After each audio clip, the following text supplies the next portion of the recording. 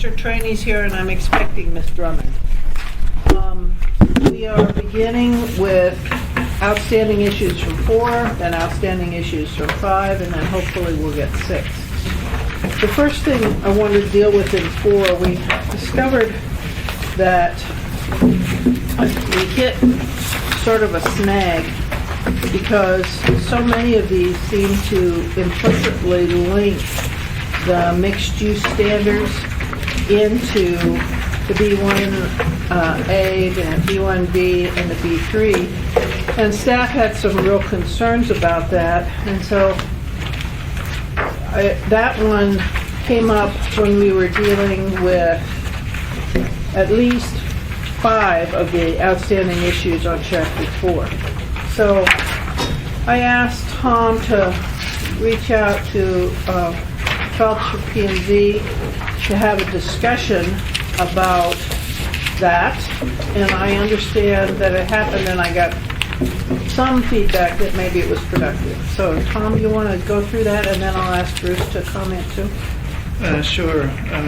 Bruce and I met and discussed, came to some mutual understanding about a section in Chapter 4 on your blue line version, page 19.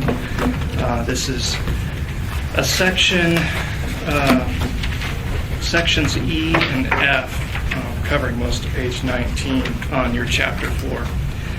This is a section that Planning and Zoning Commission has recommended be brought in.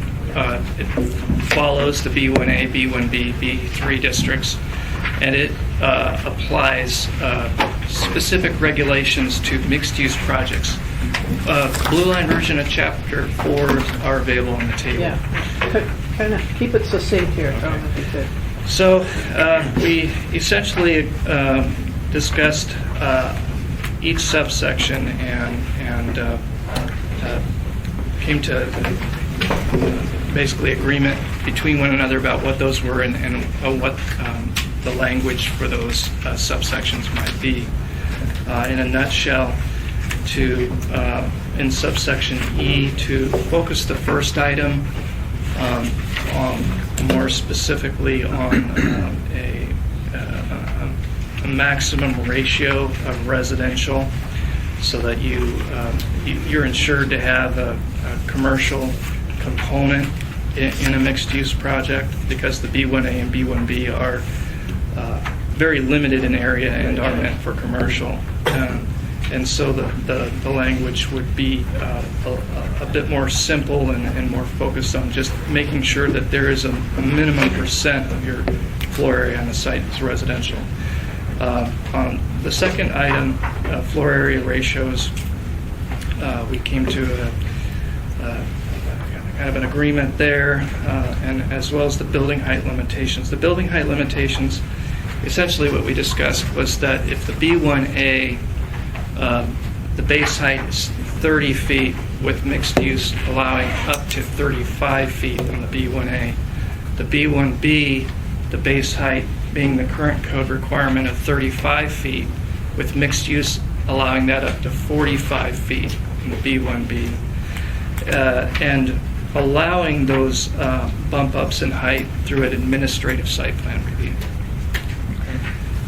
And the items here, A, B, C, D, E, those are the Planning and Zoning Commission brought those over from the R4 height bonus system that we can discuss later, so those were fine. Subsection F is standards for mixed-use development in B3, and really the main thing we discussed there was providing some references to specific standards that are available in the Title 21 rewrite about building placement and orientation. So the language that the Planning and Zoning Commission provided in A and B was fine with me. What we agreed to add were references to specific standards so that the applicant and reviewer have the specific ground rules for what it means to have a building oriented to the street and windows and what have you. So it has that clarity for all parties. So basically, it would the language would end in references. And the standards would be, The standards are in, basically, they're in the provisionally adopted code. so where would it be referenced? Or would it be added to this language? I mean, just Right. briefly, I'm just trying to figure out, is this something to be written later, or is it something that we have now? You have now. Okay, that's all I needed to know. Okay. The sidewalks extending along public streets, it's the very last piece. This is a standard that the Planning and Zoning Commission brought over directly from the provisionally adopted code. It was to apply to all development in those mixed-use districts. Bruce and I discussed that one.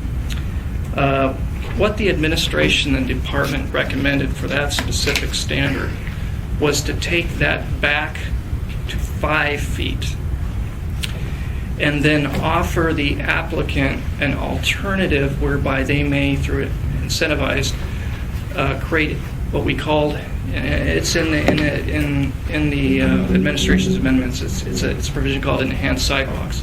So what we discussed was making that enhanced sidewalk option available to mixed-use development as with the language proposed by the administration that would be added to this. Following the discussion, I thought about it further, and the 6 feet, we did recommend with the administration bringing that down to 5 feet because essentially what this is saying is that you would be, as provisionally adopted and brought over here, that you would be required on all your sidewalks, every one of them, to have a 6-foot clear width. So that's, a choice you have. A clear width doesn't include the extra 2 feet of the sidewalk that might be taken up by, signage, signposts, lighting. But the enhanced goes to more than that. I'm trying to remember how much the enhanced went. The enhanced is it's kind of apples and 8 feet or oranges. something. Well, the enhanced is actually, the full width is much wider, but it's apples and oranges, and I could describe how that works. No, that's all right. Don't do that now. All right, so anything else you want to add on that discussion? And then I'm going to ask Bruce to comment. The essential comment we had about this overall is that we wanted to express that because these standards only apply to mixed-use development, we wanted to express that when someone in the very same district is doing a single-use building, office or retail, they don't follow these. So, for example, in the B1A and B1B today, and as provisionally adopted,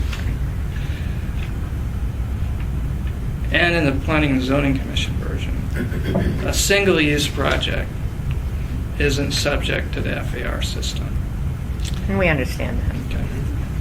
So what we discussed was in the B1A and B1B, if you have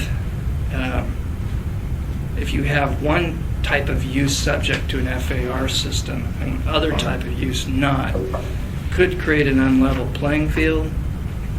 So we did discuss applying the FAR across the district for B1A and B1B. The last item is... Could you hold on a minute? My understanding, we need Bruce to comment too, but my understanding was that was what P&Z was recommending initially, is that implementing these standards district-wide. Is that correct? All right, so, yeah, as an option. For mixed Right. use. Or only mixed use. Yeah, and you're saying that works or is problematic? You lost me. Tom's going back to the zoning where you would zone for the mixed use. That's what I thought. No. Right, it sounds like, no, but I mean, you're There saying was that some if you don't, confusion there. if you don't do that, I'm sorry. So the FAR bonus, as this is recommended, only applies district-wide, but only to mixed-use projects. so you're saying that commercial. Most projects, right. So the question before you is, do you apply the FAR system, basically a maximum FAR to all uses, allowing bonus in FAR to the mixed use, turning that part of it into an incentive as the rest of it is meant to be. So that was the one question. All right. Bruce, you want to comment? Yeah, can I come up here? Please. Tom pretty much has the right of it. I was kind of guided by a couple of principles. One principle was I was trying to maintain the spirit of the recommendations of the Planning and Zoning Commission. The other aspect of it was we're also trying to get to a compromise so you guys can move forward, quite frankly. And so there was an idea of flexibility here, at least on my part. So generally speaking, I would agree with Tom's characterization that we did reach agreement. We did reach agreement on many aspects, and it's actually written down in emails going back and forth, which we don't need to talk about right now. But I would say there's basic agreement between the entities. Let me talk about a couple of things first. Tom was saying that we replaced the maximum building size with a different approach. He said it related to commercial. It doesn't relate to residential. So in a commercial district, you have a maximum residential, not a maximum commercial. It's a maximum residential. But you don't want to have too much residential in a mixed-use district, but the underlying use is commercial. You want to have some, but not too much. So on that point, was there some agreement on what that should be between the two of you? Bruce just said what I tried to say. Yeah. Oh. Yeah. Thank you. Yeah, trying to clarify that. All right. The other thing I would clarify too is that we did not necessarily reach agreement on the FARs in the way he's describing. That is really a policy call by the Assembly. We still maintain the FARs on an incentive basis as the developer elects to actually use this particular mixed-use concept. Hold that point. So if I'm understanding it correctly, the developer, if they choose to go mixed use, then they can use the Yeah, FAR. right. But if they choose to stay commercial, then they couldn't. That's right. Okay. It's incentive-based, All right. basically. You understand that the same way or not? I don't. I understand commercial doesn't get to use the FAR bonus, Okay. but they have unlimited FAR. They don't need the bonus. There is no FAR requirement on the commercial at all. Oh, okay. Because they're not using the mix. Okay. I'm with you. That's correct. Yeah, got it. It's distinguishing between by right and by incentive. Understood. All right. The other thing is that we did bring in some of the requirements of the overall mixed-use concepts, because that's one of the directives you gave us, is to what degree can you integrate into these design standards or standards the other concepts that Tom was talking about like a week ago. And so that was part of the process. So we brought in that reference to the table that has all this specificity in terms of design and standards. We also brought in this concept of sidewalks, but as an option. So you have a basic minimum of 5 feet, or you can do this enable sidewalk thing. So it's an incentive-based program again. Okay.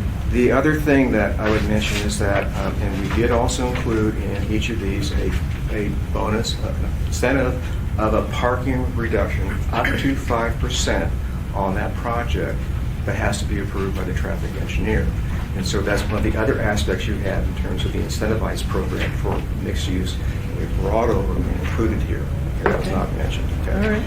The other aspect that I would say is that, and to me it's important, is that we went back through and looked at the intent statements and the district location statements as to where these districts apply. And we provide much more locational specificity, because the issue that you're dealing with is, will this go haywire? Will this go nuts? We're going to create a monster here. So what we wanted to do, or I wanted to do, is give a very specific locational description of that, so that when you do a rezoning, it has to meet those criteria that you actually set inside the code. I need more on this part. So basically, is the intent that any B1B, if the property owner chose to go mixed use in that B1B, they could use that? Or these locational standards that you're talking about, that sort of hints at an overlay. No, rather it's than- not. It's not. So if you have an existing B1A, this again is what we had described before, which is either existing by right or incentive. Okay. Now, what you're dealing with is the issue of encroachment of commercial uses on other uses. That's the issue, okay, I'm talking about here. And the way to deal with that issue, at least in part, is to go back to your location requirements in the district and specify where you intend to use the rezonings in the future. So you'll link it to the comprehensive plan. The problem right now is you don't have a land use map, but eventually you will. So the language is trying to tie the districts into the comprehensive plan map. And that's what happens. So you have that linkage that you would use in a rezoning process.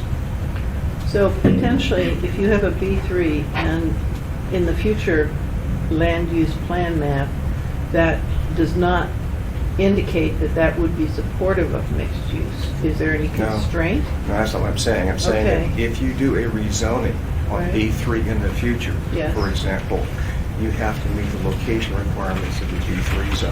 Oh, okay. That's different. Yeah. All right. Any questions? I gotta, Go ahead. I'm slightly confused. So if you're in B3 and you want to do mixed use, Yeah, you shouldn't have to rezone, right? that's correct. And you have to meet the criteria B3 for your building. But if you do a mixed use and you put a minimum percentage of residential into it, then you maybe would have some of these incentives You can choose a mixed-use approach and where you could maybe have an increased height or deduction in parking, Right. but you have to still meet that B3. Right. Okay, I think I got it. And you have to go through administrative site plan review, which gives you additional level of control. You increase the height and increase the FARs. Okay. Any questions? Is there any objections to the direction that we've outlined? I want to thank you both sincerely. What we've tried in this committee to do is listen real closely to administration and to P&Z. And thank you for working through. This was something that we could not have done in this committee. It's too intricate. So thank you.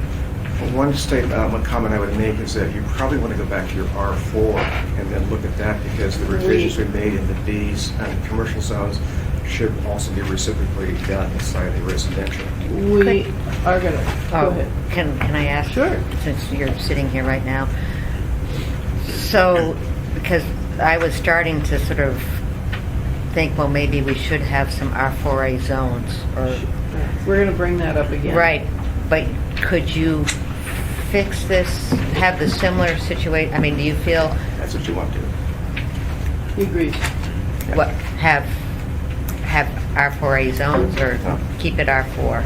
Keep it, recommendation planning commission is R4, but bring into the mixed use standards so you can make a decision between by right and incentive. Okay, it's a decision made by the developer. The point I'm making is that we have taken some of these concepts of mixed use that are in the NMU zone, the CMU zone, brought them over to commercial, and they work there, and they also work in the residential, but we haven't modified the residential district because you didn't tell us to do that, okay?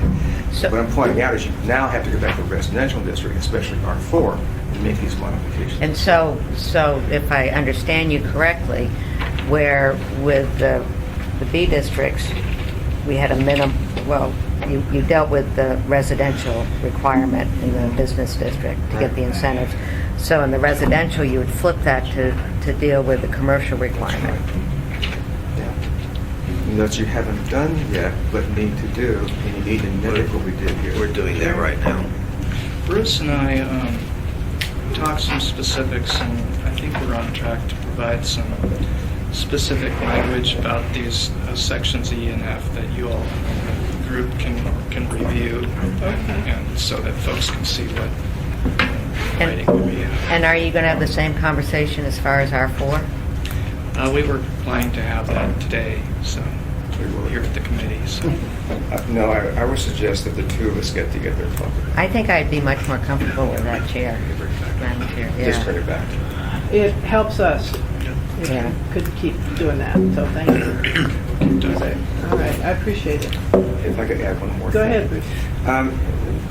You know, I brought up to Tom that if there really is a strong interest in mixed-use development as you have conceptualized it in the CMU zone and the RMU zone, I don't think those zones are necessary, but there's a different approach that you may want to think about, which is the use of an overlay zone. Okay. In the overlay zone, basically, you pull down by a rezoning, and then what you do is you would have it like a high-intensity use zone. And that would mean the developer would have the option of basically making a proposal to the department in terms of the type of development he wants to have inside this area.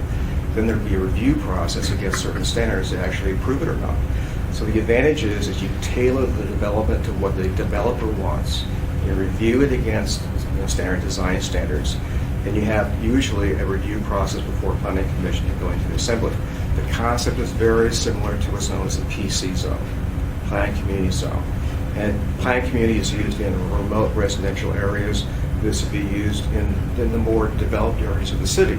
So you get away from all these new zones, but you have the opportunity of bringing down through rezoning this other zone. So it's driven by the developer as opposed to staff. And the developer makes a proposal not against what he thinks are correct as opposed to what the code may always say. But you have performance criteria, it's got to work. So that was something that I mentioned to Tom, that if you really want to pursue it, that is an option. So Frankly, the goal is to plow through. And there are many things I think that would be worth exploring that we may not have time to do. and that's thoroughly. fine, but it doesn't have to be done now. You might want to think about it after it's done. Yeah. Yeah. Okay, thank you. Yeah. All right, Tom, looking at the list now on outstanding 4 issues. Right. I had clicked off about 4 of them that this discussion could solve. Certainly the height, and the building mass. Right. Okay.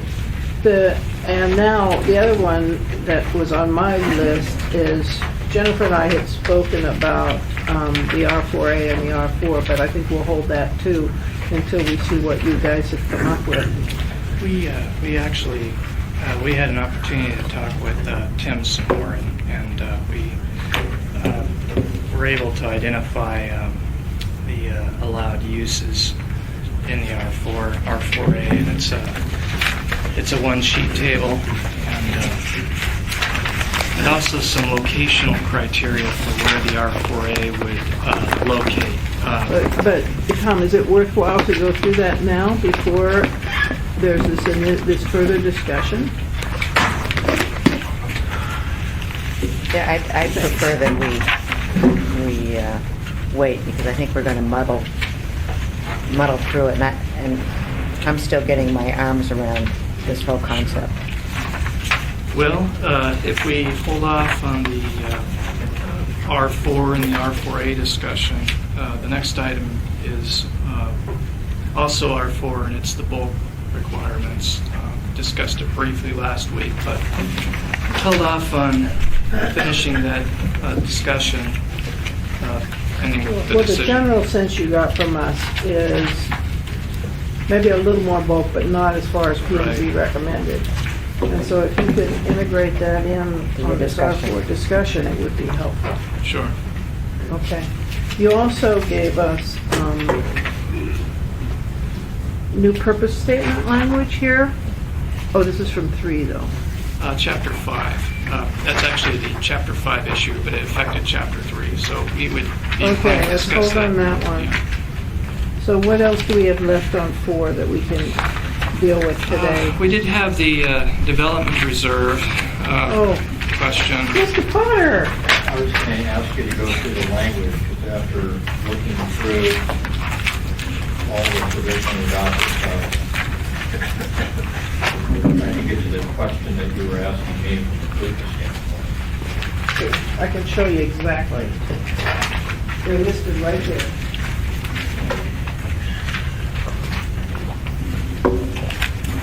The question I asked, for those of you that weren't in the room, is the development reserve didn't have listed uses in the provisionally adopted, and there are some legitimate uses, so I asked that they carry over, but I discovered that they don't accurately reflect current uses, what's being proposed. And since the development reserve is primarily a Kootenai property and 2 Yankeeagle River, and Mr. Potter works for Kootenai, I asked him if he thought those new standards were generally in line.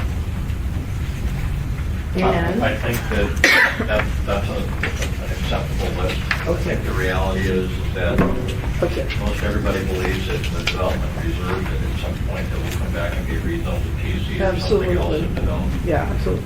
And that was issue 415 in the issues. Okay, what else did we have, Tom? Did we? We have issue 4.14, the I-2 districts and the industrial districts, and that might be a segue into Chapter 5. Very good. I don't recall anything else in Chapter 4 outstanding. Okay. And Tom and I talked about this, and it's very difficult to see all the differences. Gee, I lost the tables already. How did I do this? So we have for everyone this morning a multi-page handout. It begins with the table and then ends with an aerial image map. I'm sorry, what are we doing? We're trying to talk. We're talking about I-1 and I-2. What should be allowed in I-1 and I-2? That's it. Yeah. And this is issue 4.14, and if you do have your Chapter 4 homebound copy, on page 42 and 43, it'd be helpful to turn to that. Some of this does relate to where these places are, and there is a map there I'd like to point out as well. Okay. And this also links with the issue in Chapter 5. If you remember, we reserved the tables because it was very hard to transition and figure out all the changes that occurred in the tables from the existing. So all we're doing now, since industrial uses are a 4-issue and a 5-issue, we're going to basically look at the P&Z tables for I-1 and I-2, and what Tom prepared is what the administration recommendations are for I-1 and I-2. Right? So you can compare P&Z and administration. The chair, I can't see what you have. I'm sorry. This is Okay, I got that one. administration. Where's that one? This is from? P&Z's tables, From, Chapter 5. and is that available It'll be in the separately? blue and red line 5. Well, it's It's right here. Oh, you did print it out? Oh, you did print it out? Okay. Yay, Tom.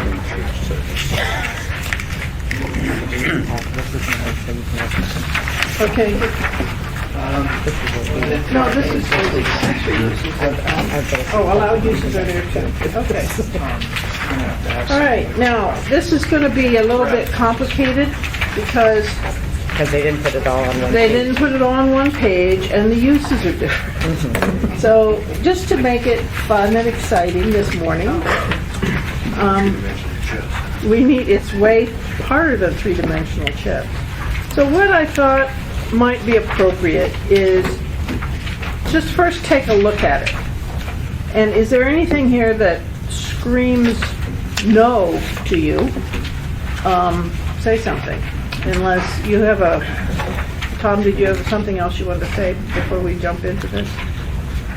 Hold on, Jim. Yes, this table here has 3 pages. The first page shows the public institutional uses. The second, Yeah. I think the key one here is the commercial uses. And it's I think what it shows is just the extent to which the administration has recommended the I-1 district allow commercial uses. And even in the I-2 to an extent, while retaining at least one district that can retain an industrial district. The last part of the table ends with a map, and we'd like to just briefly touch on that map. One of the issues with restricting the range of commercial retail uses, commercial office employment center uses in the I-2 is that our commercial land study has identified the area along C Street between 100th and Minnesota generally as an area that it's appropriate to look at potentially reclassifying as commercial. And the significance of that, as well as the significance of some of the other hatched areas on this map, is that I'm sorry, Tom, what page did you just this is flash? page 43. Thank you. And you all read it. But there's dark hatched areas. Those represent other industrial areas of today, like cars on Abbott, for that matter, that are zoned I-2. But we understand that are to be reclassified as commercial. So one of the key concerns that I heard from Planning and Zoning Commission was what happens in that period of time between when Title 21 goes into effect and a land use plan map is updated in which this area, which we intend to revisit, and other areas are reclassified as commercial. And that's the key. We need the industrial and district in the I-2, but we also need to understand that there are these areas that we've identified that we're aware of that probably need to be reclassified as commercial. Thank you. So- That's really helpful because a lot of the impetus, I think, for the frustration centered on those areas. So Jerry's going to light a fire under me, and we're going to get this land use plan map finished before this thing goes into effect. I think that's the... Well, it is. We have lots of different areas in the community need to be reevaluated. A good example are the hotels on C Street that are on industrial zone property. Okay, thank you. Jim? This is a little bit out of my area of expertise, but I'm going to start here. P&Z's version differs substantially from the planning department's version in that we did not, planning department says only these uses may be used in this district. Ours says uses similar to the following may be in this district. Planning department's was very, very restrictive. Ours is much more non-restrictive. Looking at this thing quickly, and only this morning, this would appear to be the planning department's version of uses, not the P&Z version of the uses. It is. You're right. It is. This is planning's version. There should be two documents, John. Okay, I gotta read that now. Okay. It looks like on the front, this. You know, if we could have handout 19, handout 37, it would help the strap hangers around the board. Okay. We talked about that 6 months ago. We talked about that 3 years That's ago. 3 years ago or whatever. All right. Okay. Jerry, anything else you wanted to add? I didn't mean to cut you No, off. that's fine. All right. The issue that Jim brought up about definition of uses is something that I think we're going to have to work through over the next few years.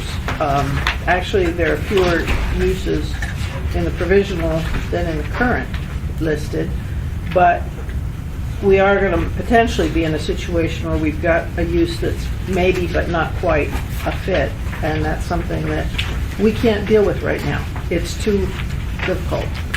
Erica? There's also a process in Chapter 3 for use classification Right. requests to deal with that sort of issue. Right. So I hear you, Jim, but that's not, I don't want to go there, quite frankly. Okay. As Tom said, the principal difference is the commercial included. Connie, looking at the sheet, do you have it, the sheet that shows what administration wanted? I do have that sheet. And Okay. I guess I would like to say that as much as I concur regarding the rezoning of, and this is not my area of expertise along commercial, but I do so remember the testimony of one commercial landowner who said that he had paid over the last 40 years $800,000 in taxes on an I-2 parcel of property that was ultimately going to be planning for a commercial take that away, even for an interim period of time, you have significantly devalued that property. And that has tax implications. Is the city assessor going, during this interim period of time, whether it's 3 months, 6 months, or 6 years before we get all this accomplished, how is that property going to be valued? How is it going to be affected on the tax rolls?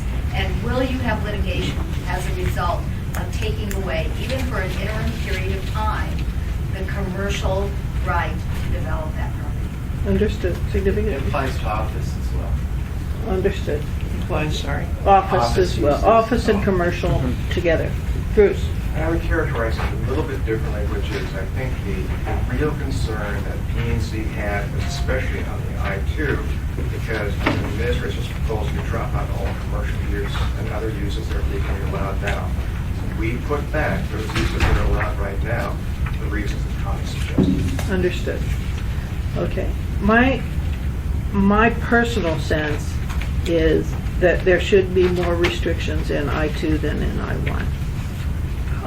I think, though, that P&Z had some legitimate points in terms of existent, and particularly existent office and commercial, that absolutely has to be recognized. So I do appreciate very much your statement about willingness, because in the past that's not been the administration's position.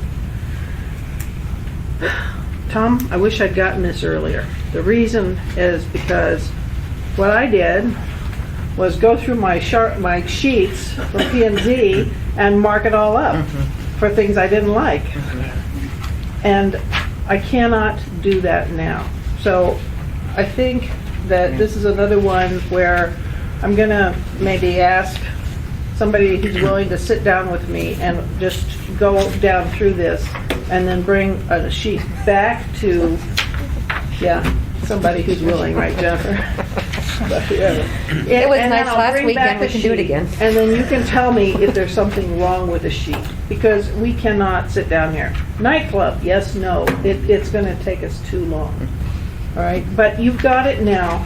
So over homework for next meeting, look through this and compare it with what P&Z did, and circle anything you think is wrong. All right? And then we will bring you something, and you can bless it or not bless it. As it is. Okay. Thank you, Tom. You gave us a tool. Yeah, and if I may, we want to do everything that we can to complete the land use plan map, rectify these areas, like that property owner who I believe is on C Street, rectify the classifications of those areas, adopt the map, and set it up so that we have this seamless transition to where there isn't this no man's world of period of no commercial that's not intended. It's a significant issue, and the takings issue is pretty significant. So we understand that. Right. One of the key Mr. Potter. considerations is somebody who's working actually right now on 2 very significant real estate development projects in the I-2 district now, and that are, I think, very significant projects for the city and our real estate property taxes, and that are good for employment. That would be totally screwed up if this gets messed with right now. And my concern is that while it might be well and good to work on the land use plan map, by the time this actually gets implemented, in the interim, what confidence level do those property owners or the buyers have that are looking to invest millions and millions of dollars in the city? And if in fact the land use plan map does get adopted to where it identifies areas that maybe should allow commercial and office activities within the I-2 zoning district, is it going to require those property owners to come forward with a rezone to something else? And I can tell you that the Target property has attempted to rezone from I-2 to P3 2 times. Okay, you just Eight heard fees. a yes. Well, yes to what? Yes to what? I heard That's right. that.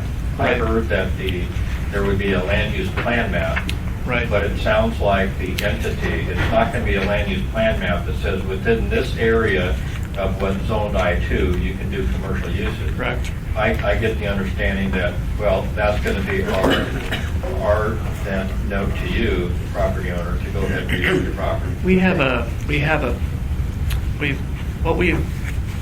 It's, our response is that once the land use plan map is adopted and we have that policy directive, I think it would be, wherever we have a situation like that where there's community interest in getting a rezone through, it would be, I think it would be the intent to assist with that and not leave it to the property owner, to leave it on the burden on the property owner to carry out, pay for, do the work on that kind of rezoning. Or absorb the time involved. Part of my concern is this unknown thing that's hanging between now and whenever, where the property owner who is looking to develop it or sell it to somebody that wants to develop it, they have this potential jurisdictional issue hanging over them where they really don't know what they have. And there's a limited confidence. So my preference from that standpoint, to give clarity to everybody, is leave I-1 and I-2 exactly the way they are now. Wait till you get through the land use plan map and then deal with it. All right, Jennifer, and then, Since I was going through all this with Debbie this weekend, one of the approaches we took, which maybe isn't the right approach, but to be the sort of the transition between these two, was where we might request a site plan review or conditional use permit, but it was still allowed as we were going through the different uses between the two. And I know this is an added burden, but we were trying to look at it sort of as we were looking at C Street and 100. and I just that have, that would suggest that Cabela's would have to go through a conditional use process possibly. at this point, Kim, I don't think we've decided. No. But I have to tell you that I am personally very much aware of the takings issue. Yeah. And I spent a fair amount of time on that reserve section where we talked about the implications of this rezoning, and we have to be, this is really serious stuff. This is not anything to take lightly. You don't just yank a use without really thinking about it. I understand that. But at the same time, we're doing a pretty significant change. And anytime there's a significant change, there is uncertainty to everybody. And what we can tell you is we're going to try to do it the best we can. And frankly, for me, there is right now an argument for some differentiation between I-2 and I-1. But I'm willing to look at this, and people can call assembly members and deal with assembly members as we go forward. Jim, last comment on this. Okay, Bruce commented on a testimony given by someone on I-2 and taxes paid. That person was Gary Baugh. Gary just walked in the room. If you'd like to have a comment on that. Well, I'm not. Okay, that's fine. Okay, Mr. Ball, what we're talking about and going to be talking about at the next meeting are allowed uses for I-1 and I-2. There's a table over here that shows what the administration is proposing for I-1 and I-2, and there's a copy of what Planning and Zoning Commission is proposing for I-1 and I-2. So the homework for us all is to look through that. So I urge you to do the same, and if you have any specific comments, we're all available in the phone book. Okay, thank you very much. All right. Not on Erica, this is the not on last? this issue. Okay, well, all right, then, if there's no other comments from assembly members on this one, we can move on. All right, Erica. I just wanted to announce that we had put out last week's record of assembly decision Oh, good. by accident, so I'm going to be passing out the current one dated September 13th that includes the record of decisions that you made last week. All right, basically, what Erica's talking about is, if you remember, every meeting, we were getting a sheet that said, here's what you decided last week. And as Jim pointed out very accurately, our paper kind of exponentially grows and grows. So what we've done, we've made an agreement that every week we'll get a new one and you throw out all your old ones. Because everything is in the newest one. All right? And then attempt to add a little bit of clarity. So this one should incorporate everything else, so you can throw away all your old ones. Thank you very much, Erica. All right, Tom, are we done with 4 right now, or as far as we can go? Madam Chair, what did you say you could throw away? All those, every meeting we've been getting a, here's what we decided so far document, throw them all out, because they're all in this. It's comprehensive. And next week, Harriet, we'll get one that you can throw this one away next week. Okay. I'm sorry, Tom. We are done with 4 for now, aren't we? For now, we were directed to bring back some material on 4.13, which we intend to have over the next week or 2 for you. Okay. Well, Obviously, with next the week or 2 is all we have, so. Just a little clarification. Clarification. I think it would be important that when we go back to Mark Wall, we also include our note as well, too. Yeah. Wait a minute. Why? Because a lot of the concepts are going to be simple. Yeah. You want to at least value. Well, I don't know about that.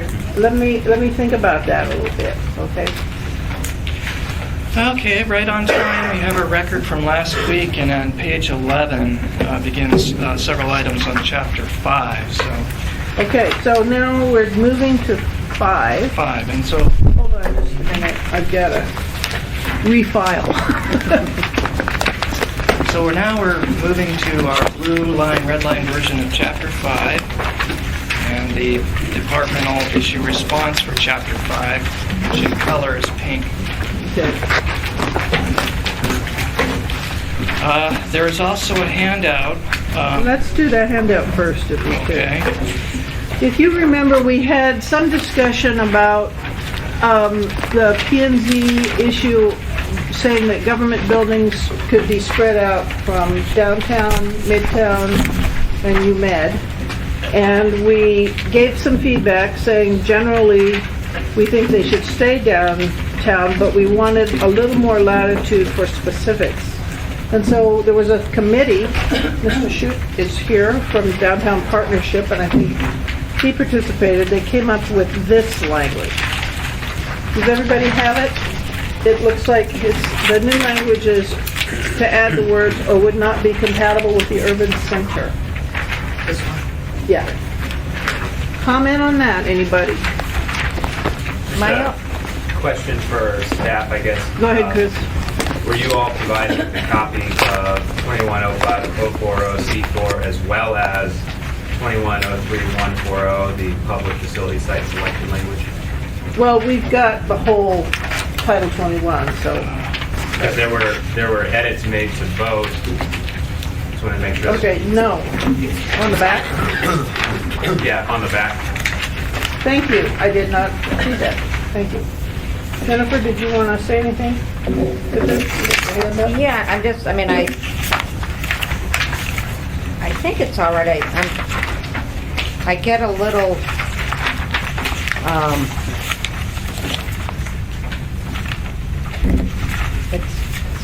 I'm not sure if it's overly subjective.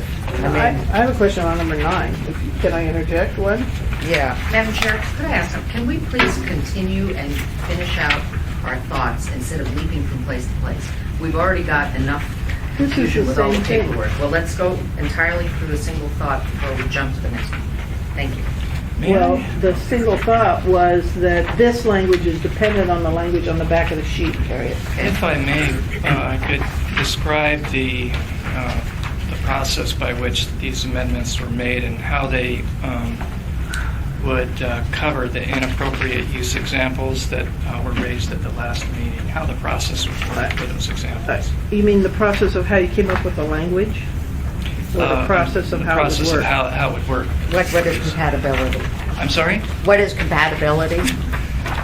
Compatibility is where one use basically fits in with its surrounding area, whether it's its character, its intensity detracts from the area or is in line with, for example, if there's a bus barn with a new transit hub containing 40, 50 buses, and it's land intensive, is that compatible with the downtown plan to have high intensity? And I mean, we all know what compatible means. I'm just wondering if that, We actually have a definition for it, chapter 14 for you.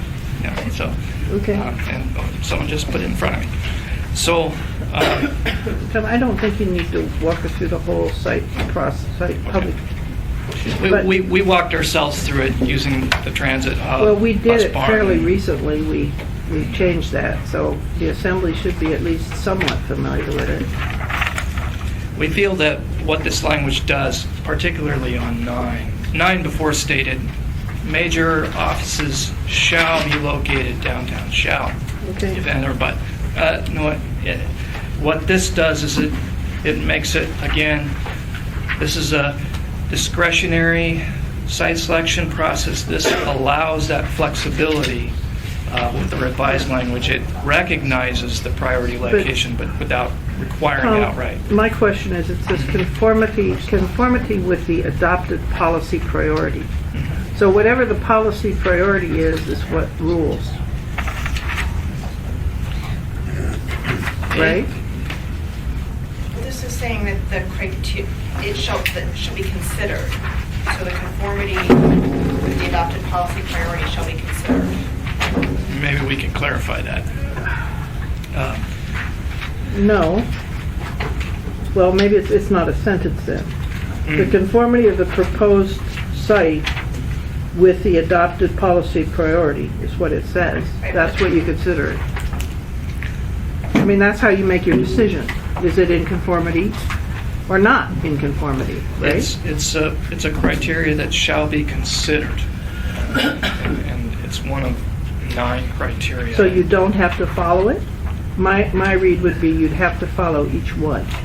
except it says, I think that, like for example, in the case of the bus barn with the FBI, a new FBI facility with barbed wire and a 300-car parking lot, that new item 3 would kick in, or item 1 or 2 would kick in. So what the Okay. Planning and Zoning Commission would have to do is say, is this site capable? Is there a site in downtown that meets those first 3? Well, it doesn't look like it, so Okay. they Is there have to objection? make that decision. Is there objection? Just a minute. Mr. Bowles? I really hate Just don't tell me what. codifying policies. I understand. And But we have I- in many I places. disapprove of the use of the FBI building because it's the federal government. It's a matter of primacy. They can go wherever and whatever they want to do. Okay. So The the comment, adopted policies can change in a matter of days and are not subject necessarily. no, my understanding is this is policies in an adopted plan. Isn't that correct?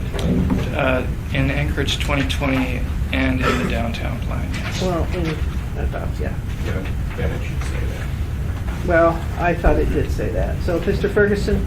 As a P&Z commissioner, I don't know what 9 says. I may be dumb. I can read 9, I don't know what 9 says. Well, my fear on 9 was that it was a rule. But if it's a consideration, I'm okay with it. Basically, it says that you have to consider the adopted policies and plans, which we should be doing. Madam Chair, Okay, I'm not, go ahead. just a suggestion. Follow if you guys are amenable to it, follow the language that you used in the previous examples, so that perhaps number 9 would read, whether the proposed site conforms, whether the proposed site for major municipal blah, blah, blah, conforms with the adopted policy priority. Follows the same format then as everything else in the list. Okay, that helps a little, I think. Harriet? Well, if we're confused about what the second line in 9 means, the orange words, Yeah. the red words, then Yeah. why do we make them say what we think they mean? With the adopted policy, with the adopted plans, and So you want the word somebody said it a adopted? moment ago, yeah. Well, the two suggestions were to add whether and then to add the word adopted. And I'm fine with both of those. Does anybody object? Okay, anything else, Harriet? Is there any objection to this? Where are we adding whether, please? The first word, like in 1 and 2 and 3 and 4 and 5 Okay. and 6? In front of the conformity. Yeah. Okay. Okay, can we leave this? I just wanted to read what it would say. Whether the conformity Adding one word, whether. and the word adopted plans. I was going to say it would make more sense if whether the proposed site for major municipal, state, and federal administrative offices conforms with the adopted policy. Right. Fine. Okay, thank you. All right. Okay, one done. Yeah. All right, chapter 5. Now, I missed part of the 5 meeting, so I had hoped to sit down with Jennifer and go through exactly what we covered on 5 and what's outstanding. Yeah, I don't worry about that, Dick. We whip. Tom, I need your help. Sure. What's outstanding at this point? Well, we're running down the list here on our record on page 11. All items, 5.1, your issue 1, 5.2, 5.3, 5.4 were resolved through, The we got ADU? quite a ways. We didn't do the chickens. We didn't do the chickens. On 5.12, and we also got through, and Erica will help me here, So we most of need- the items on the additional handout that you provided last week. But 5.12, we had we received an additional comment from Jim Ferguson and actually have a handout of a proposed revision to respond to that. So this is 5.12, snow disposal site. I'm already losing I thought- paper. Here it is. yeah. And I apologize, we may All right, bump around a little the bit. issue here was about the lot size for a snow storage Right. lot. I thought we, And the language said that the lot has to be 36,000 square feet. And the suggestion was if you've got abutting smaller lots. I would suggest, though, that you include the language with one owner or something to the effect of common property. The common owner. Abutting smaller lots in common ownership. Yeah. That's acceptable. Okay, is there objection to that? Okay, we'll incorporate that. Okay, so that's all on 512? Madam Chair? Go ahead, I'm Harry. just curious about that, because as we're running out of space to do stuff like this, why would you want to limit it to the same owner? If adjacent owners wanted to collaborate for the purpose of snow removal, snow storage, Well, you just, for a brief period before they develop those lots? I don't mind, but then you'd have to have a recorded agreement somehow. Well, And that's not okay. really- If you guys want to do language to say, I just was going for simplicity, Harriet, I don't mind. Is that worth doing, folks? To say you need some kind of a property agreement if you're going to do the contiguous lots? Jerry, It'd certainly be acceptable. I mean, is it fairly simple to write? yes. Okay, let's do that then. Common ownership or some sort of property agreement. Recorded agreement. Okay, that's good. Thank you. So does that finish 512? It does. Okay, ADUs, 513. This is on your red blue line version. I gotta find it. I was really organized until I walked in here, Tom. Yeah, we gave a lot of material. I really was. Okay, here's one 5. So, what, 070. Page 110. Page 1, thank you. Page 110. Okay, basically these are mother-in-law apartments is what I call them. And I'm personally pretty interested in these, particularly as a member of the Affordable Housing Task Force. This is an option that a lot of cities have gone to help increase density and to provide, particularly in this economy, more and more folks have their parents living with them or their, as in my case, unemployed son who came back after college. So right now, if you've got a second kitchen, it's considered another dwelling. They define it by kitchen. And so what I tried to do when I looked through this is to add more flexibility so you could potentially have more of these. One of the changes was about R1. Currently, you can't have an ADU in R1, but the provisional adopted does allow it.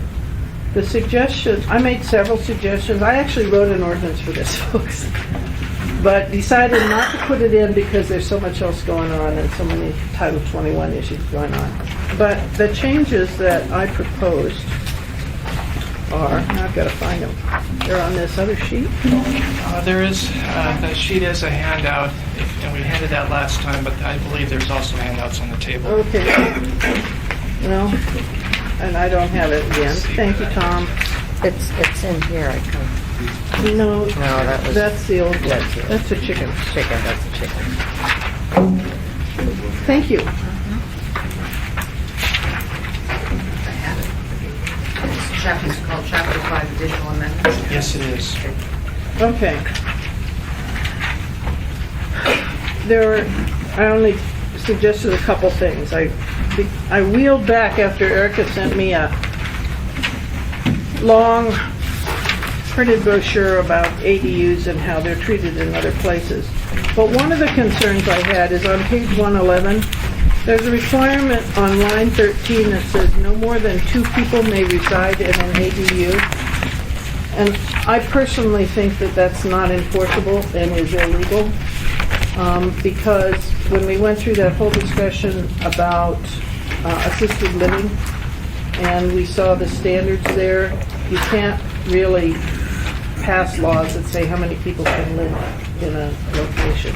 Can't say that figurated either. Yeah, can't say that either. We found that out during that time. We did. So I suggested deleting the number of persons. I also suggested if you've got a large lot, right now you can have both a detached ADU or a, what do you call it, interior? Attached interior. Attached. All right, right now you can only have a detached. It's on the bottom of page 10. If your lot is 20,000 square feet or greater and the ADU is attached to or above a garage. And in my district, we have a lot of these that are illegal. And so my suggestion was that you also allow a detached ADU if you have a lot of sufficient size. And I suggested 40,000 square feet. The feedback I got from the department is that was too small. And that there would be opposition because people would see it as a semi-duplex. And so my counter to that is, okay, how about instead of 40,000, go 2 acres? The idea is basically that you have the capability to have a little outside apartment or mother-in-law apartment on your property. And I, frankly, philosophically, am really comfortable with ADUs, and I'd like to go further than this. But I'm reacting to the feedback from the department who told me this is going to be very controversial and people hate ADUs. So, Harriet. Wasn't there a previous assembly member who actually passed this ADU ordinance and then it was revised a number of times? No, he It- didn't pass it. He tried. Yeah, there was one, Doug tried. yeah. Dick, you want to speak to it? Just that Doug tried, and there was overwhelming opposition to it, especially in my area, because of how close they are to the university. They were afraid that people would just take their single-family homes and turn them into duplexes to make money. Which is what the feedback Erica gave me. My sense is more and more there's extended families and that this is a real valuable asset. So I would personally be happy to add even more to this. So I only did the little bit. I think those are the only 2 I added, though I thought about increasing the square footage. Do you have any comments, Tom? I have no comments on those amendments regarding ADUs. We did have one additional item regarding ADUs once you figure Okay, out those. what's the right lot size for a secondary detached? Right now, it has to be above a garage. And if it's behind your principal structure and not in the setbacks, I don't think it's a problem, but. Yeah, I'm just, In chapter 10, got the same division for the Eagle River already, and it's gone through P&Z, and we're at an acre. I'm sorry, I couldn't hear you. We're at what? An acre. I'm just, you always have to go for such personal one, and we have a barn, little horse barn on our, if we retrofitted that. Is it a detached barn? Detached It would barn. be illegal, You have to attach it to your house. yeah, or your garage.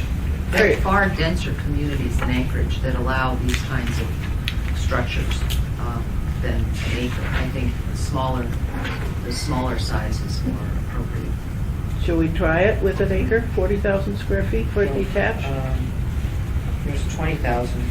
Well, right now, it's 20,000, but it has to be on a garage or attached to the house. It can't be standalone. So what I'm proposing is a standalone, but your lot has to be some size or another. Well, I think I could do it on my lot, which is 10,500 square feet, detached. So Period. that's why. You and I are together. We have density issues in this town. Okay. If we don't allow things to get denser by right, we're not going to be able to accommodate all the people that want to live here. Okay, Jerry?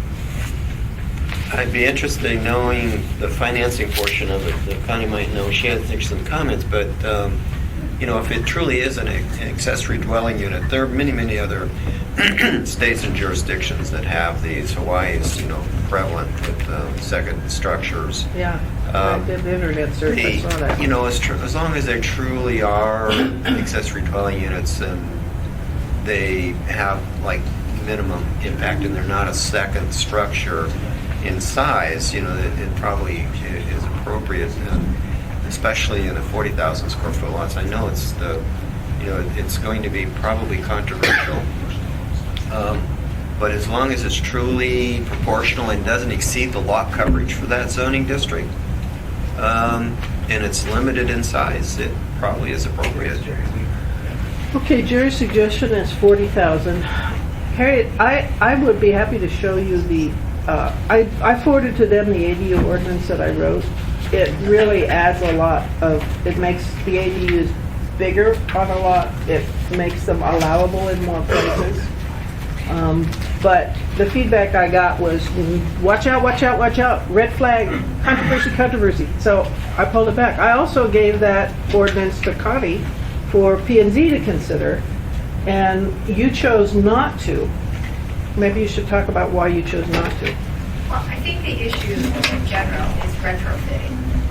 There are a lot of established subdivisions that are in the R1 and R1A or R6 zone that have been designated as single family, but the covenants, codes, and restrictions for that subdivision do not address ADUs, and so the passage of this would allow, at whatever square footage, as far as the lot is concerned, would allow a retrofitting and people to go back and add this accessory dwelling unit that would be theoretically detached. I think there is in the marketplace less resistance to attached accessory dwelling units than there are detached accessory dwelling units, which visually, from a streetscape perspective, increases the density. So if you're going to retrofit, I would like to see those units attached or above a detached garage. And then I think for new developments or lots of a certain size, you can change that. But I think you're going to have a lot of controversy in the R1, R1A, and R6 zoning districts that through their covenants, codes, and restrictions do not address accessory dwelling units. So then you're going to see those popping up in some areas that are going to be Okay. objectionable. All right, so basically, at this point, I think, I haven't heard any objection to get rid of the language restricting how many people. And I think I'm hearing that the committee's okay with allowing a detached on 40,000 that still complies with the setback provisions and the lot coverage, right. Now, what I will do is I will circulate my potential ADU ordinance to you guys. Yeah. And you can take a look at it, but I don't want to add to the workload here. I didn't want to add a big thing, so I didn't do it. But, Tom, Question. sure. How about taking the 40,000 down to 10? Because I asked Harriet if this would help her. She said no, she'd have to go to 10,000 for an ADU over a garage. To be in a Jerry? area. What do you think? It was, the past is the past, and it was controversial in the past, but as we try to meet our population needs, these types of tools are probably necessary. So it's a matter of limiting it in size, but certainly utilizing that piece of property to the maximum lot coverage, as long as it doesn't start to become out of character with the zoning district in the neighborhood. So I think as long as they're attached in those smaller zoning districts, that it's appropriate. Okay. Anybody object? Be 10,000 foot. All right, so for the house of attached, we can go down to 10. And for the deep, Cheryl, go ahead. You know, I was just thinking, Harriet, aren't you in an R2F zone? Mm-hmm. So you can already have 2 dwelling units in your one. Yeah, but they have to be attached. It can be over your garage. I could build a triplex on my lot. I could do a fourplex with variance because it's 500 feet short of a fourplex. But I'd much rather do a detached because the triplex would require shadowing my yard with an unnecessary attachment to the main house. I'm also on 2 front streets, which creates the back of my house to me is an alley. It's the front street of the people who live behind me. And there's a lot of considerations that weigh in when you have that kind of situation. But I think my neighborhood lends itself to that kind of density. There's plenty of triplexes and fourplexes and sixplexes. And this would actually be more attractive than a single bulky triplex to have a separate, smaller building. Eric has a question for you, Harriet. Oh, not necessarily for Harriet, but just to clarify, are you talking about on line 39, changing 20,000 to 10,000? Is that the amendment? I just wanted to make sure I had it in the right spot. Because it would still be, it says it's an attached ADU, but it would be still above a garage. So we're adding the completely detached on its own for 40,000 square feet or greater. We're deleting the 2-person thing, and then we're changing 20,000 to 10,000 on line 39. I believe so. Madam Chair, All right, Harriet. I'm confused about where the 40,000 is going. If we're on paragraph A on line 39 is 20 to 10, where's the 40,000? There'll be a C. Oh, okay. Connie, last comment. Well, these properties, if you have 2 separate dwelling units, are going to be reclassified as duplexes, and the long-term implications for financing the duplexes are considerably more strenuous and difficult than they are for single family. For example, in conventional financing, that is going to require a minimum down payment of 25%, say 3% versus 5%. And the establishment of reserves and any sort of rental income that you might get from the accessory dwelling unit is going to be discounted 25 to 30%. All right, and a strong cautionary note from Connie. Got it. Well, I'll just throw in All a right, cautionary sure. note that this is going to be extremely controversial. Okay.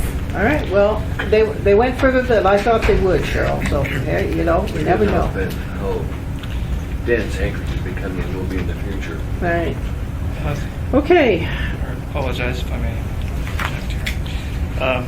On the ADU issue, the Department Administration recommended consideration for an additional amendment. Planning and Zoning Commission actually discussed it, and it was regarding ADUs in the central city area, basically near the downtown and midtown employment centers, possibility of allowing ADUs in some form in the R1 and R1A districts in that area, as well as in the R3 district. Tom, I thought we were allowing interior ADUs, like a secondary kitchen in R1 in the provisionally adopted. Are we not? The administration's amendment would, recommended amendment would allow ADUs in the R1, R1A, R3. The commission actually, I recall, discussed it and discussed limiting the idea to. Okay, I thought it was already in there, Tom. That's my point. It's not in the provisionally adopted. It's Oh. not in the Planning and Zoning Commission and staff. We ran out of time to address it, and so it's not in the commission's version either. So Okay, the so issue is it appropriate to consider with restrictions ADUs in the R1 and R1A, or the area? Did I say that right? For R1 the and R1A and geographic R3 area. in a geographic area. We have some areas like that already laid out in the rewrite. So that was something that we Interior. discussed and didn't get through discussing. And this would be an interior ADU, a secondary kitchen in a house. I wasn't specific to that. Right, it would be attached. I think the discussion at planning and zoning was from the park strip to Fireweed. If you want to increase your walkability and if your more vibrant downtown areas, the easiest way to do that is to put an overlay district that allows ADUs between the park strip and Fireweed, which Okay. is, So, but you guys didn't pursue that. we did not pursue it, there was discussion on it. Okay, their suggestion is overlay district. You think you can just do it with the language that... We can do it with the language. Okay, is there objection to what he's proposing? No. Cheryl, comment? I just have to point out the contradiction between commercializing the R4 with up to 49% commercial and high-density residential, so you've taken away, and then introducing a very controversial second dwelling unit on Okay. single-family lots. All right, now, just to remind you, we're not done with R4 yet, next week. The difference is really going up versus allowing smaller units. Okay. All right, we're moving on. Did you finish drive-through? Did we finish drive-through 514? Yes, we did. Okay, I'm sorry, on the ADU, on that Yes. last issue, what was the committee? yes. Correct? Yes. Yes. All right. What's listed here is not quite what I wanted. Basically, when we wrote the chicken ordinance, I know. Chicken queen, right? All right. First, I talked to code enforcement, and they have bare complaints about the chicken ordinance. Big surprise, right?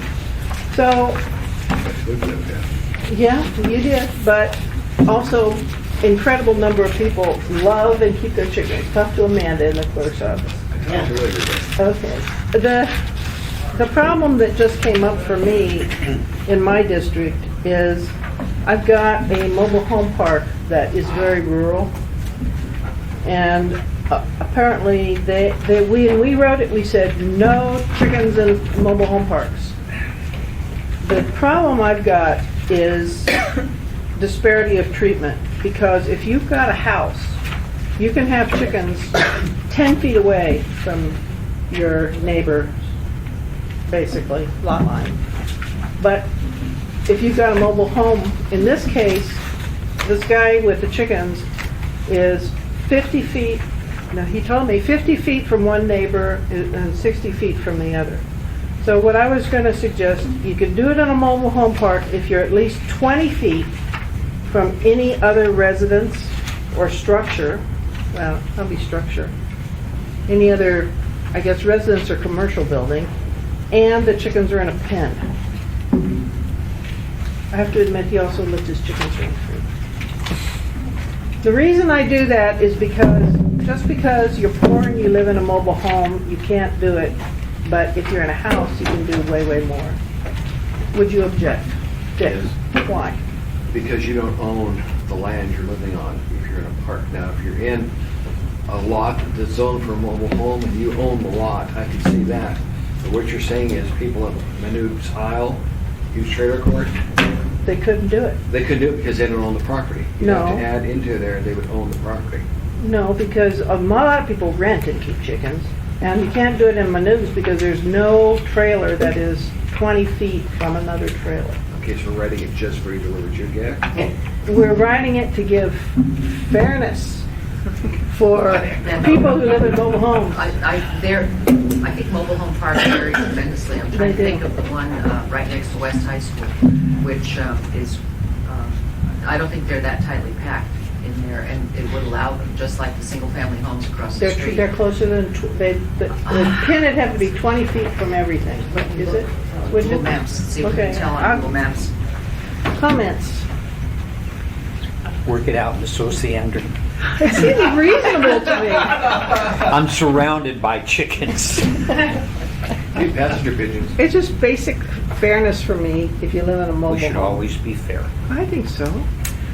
Mr. Bowles. You also, in a mobile home park, cannot have the outdoor harboring of animals, period. I know that. So now you're going to make the exception, so now. I don't want them to have horses, Dan. Well, Just you a have to chicken. allow the billy pot pigs, you're going to have to allow the pygmy goat, and you're going to have to allow No, the big dogs. this is ordinance is specific to chickens and bunnies. No But- pigs or goats. Buddies, I don't see. Oh, the last bunnies thing you in want here. is a bunch of bunnies. It's the ordinance says bunnies, Got folks. some of those too. But now you're creating a. Okay, yeah, it's really a good joke, but I need to know direction. Well, I guess they can't use fireworks in mobile homes, but they can use. No fireworks, Dick. No fireworks. Just trying to figure out what. All right, look at the language on page 26, please. Change it to, from 15 feet to 20, and say, in a pen. 26 of which document? This. We're doing this the one. issues for 5. It's issue 515.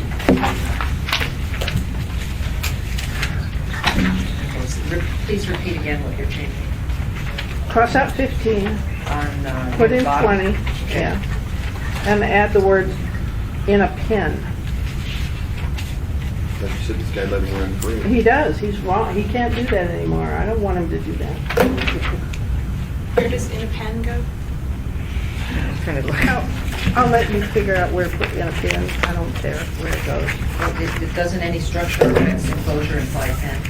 I guess it does, doesn't it? Fenced enclosure doesn't. Fence enclosure doesn't. You could have a little fence. Oh, well, I guess I'm not sure what a pen is. I don't want to spend a lot of time on this, folks. And how about any structure, fenced enclosure, or pen? Fine. Have Dick, you ran this by the Animal Control Advisory Board? no, Other comments? I have not. I would if I had time. Okay, Madam Chair. Yes. What I understand from my friends who keep chickens is a lot of them keep them in movable pens. Okay. They're like large, I don't know how to describe it, it's literally a pen without a bottom Yeah. that is moved from place to place. The chickens sort of graze in different spots in their yard, and it can easily be moved to meet those requirements. So it just has to be 20 feet away from any other, Yeah, I'm looking at this mobile home park from the air, and some of them appear to be 20 feet apart, so that it would allow them to do that. okay, guys, it's okay if you say no, just give me a yes or no. No. One no there. Harriet, What's the Didn't question? expect it to be. are you okay with the 20 feet pin thing, or do you want to just say no to a mobile home park? No, I'm fine with the 20 feet. Pin thing. I'm okay. I'm okay. You're okay with, I mean, I'm not okay with the chicken stuff, so, you but can I'm okay. say whatever you want. You're okay? All right, As long as they're in a pen.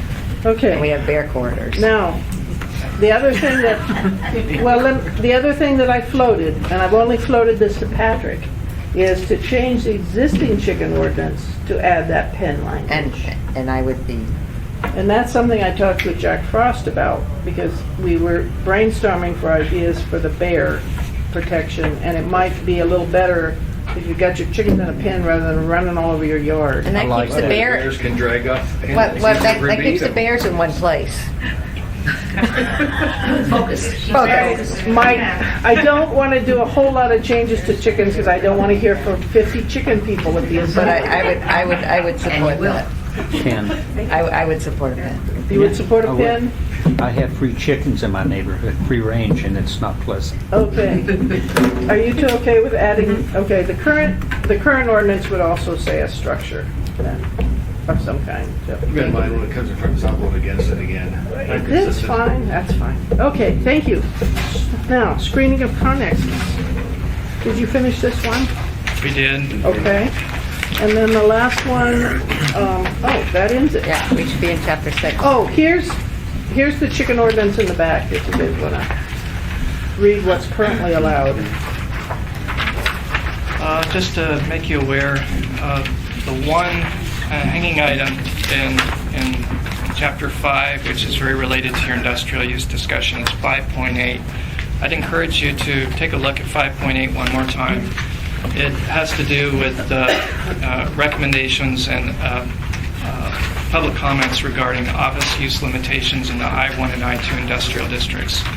So it is related to your review of the list of uses in the I-1 and I-2, office use limitations in the I-1 and I-2.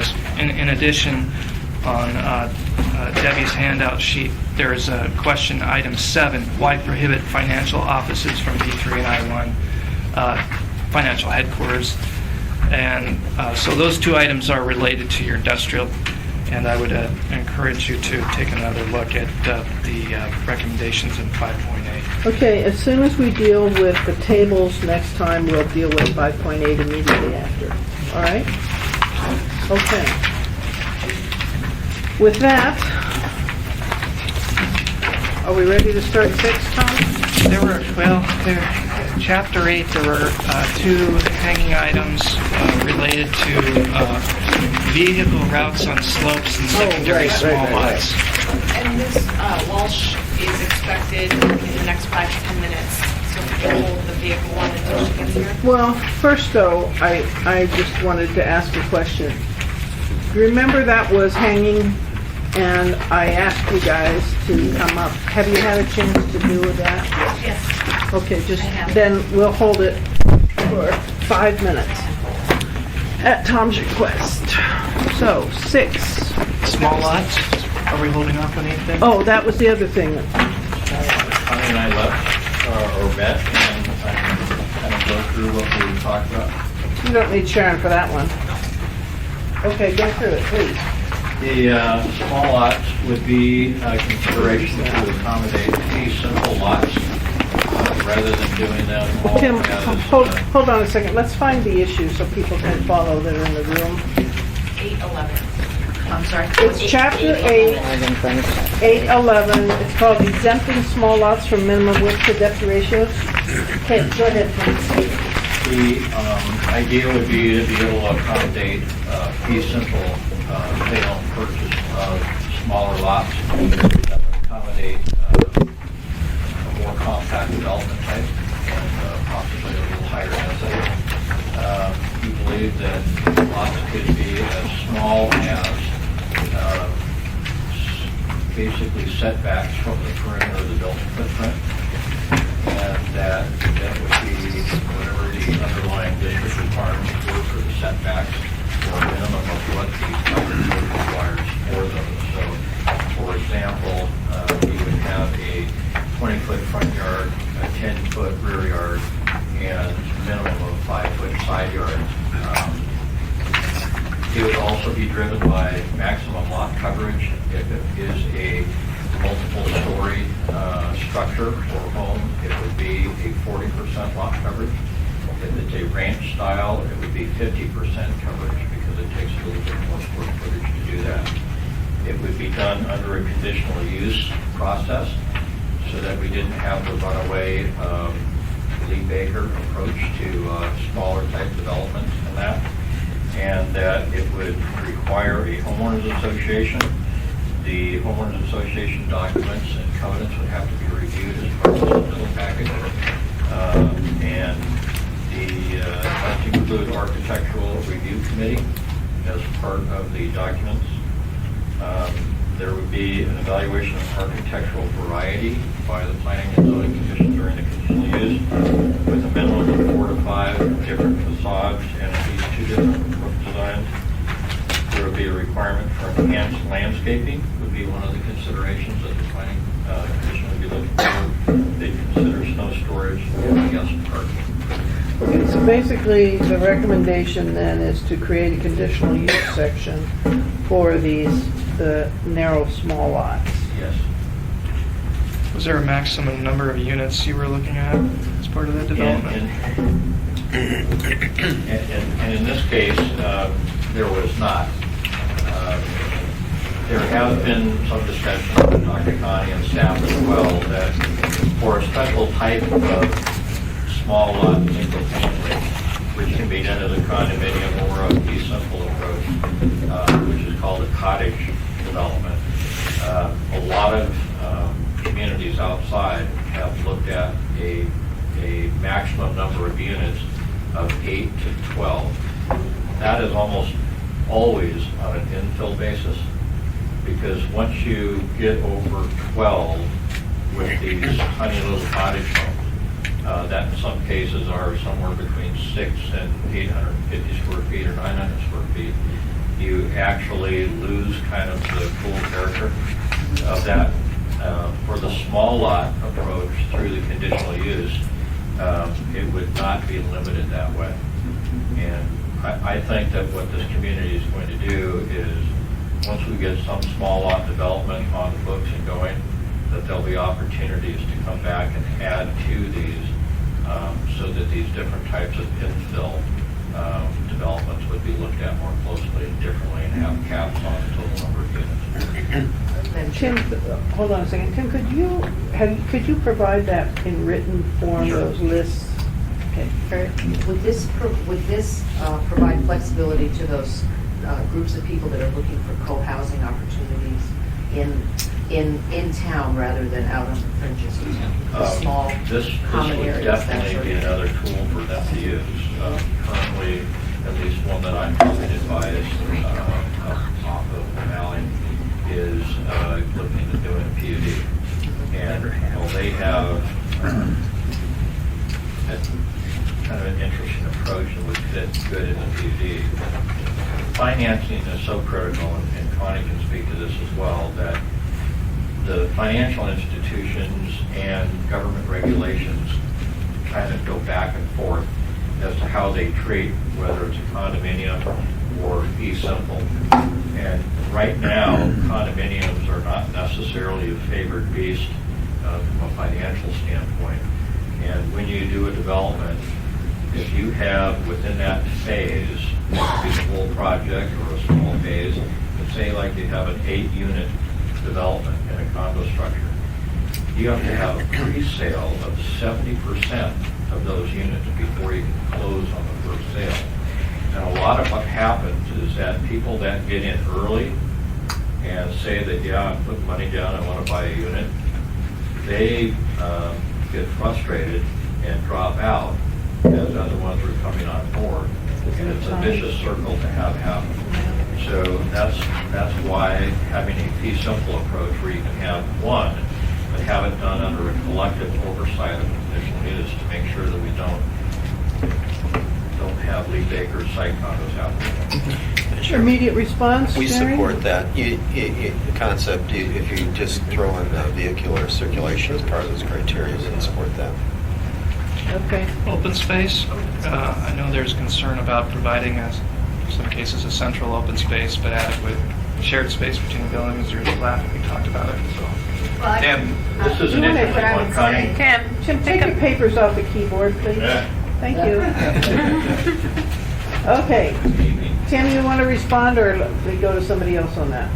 On the open space? Well, on the open space, that is a consideration, and while there is not I don't know that there has to be a necessary standard, because one of the problems that happens right now is that with a PUD or a cluster housing, you're required to have a 30% open space, and then a certain percentage of that has to be usable open space. And sometimes that just doesn't necessarily work.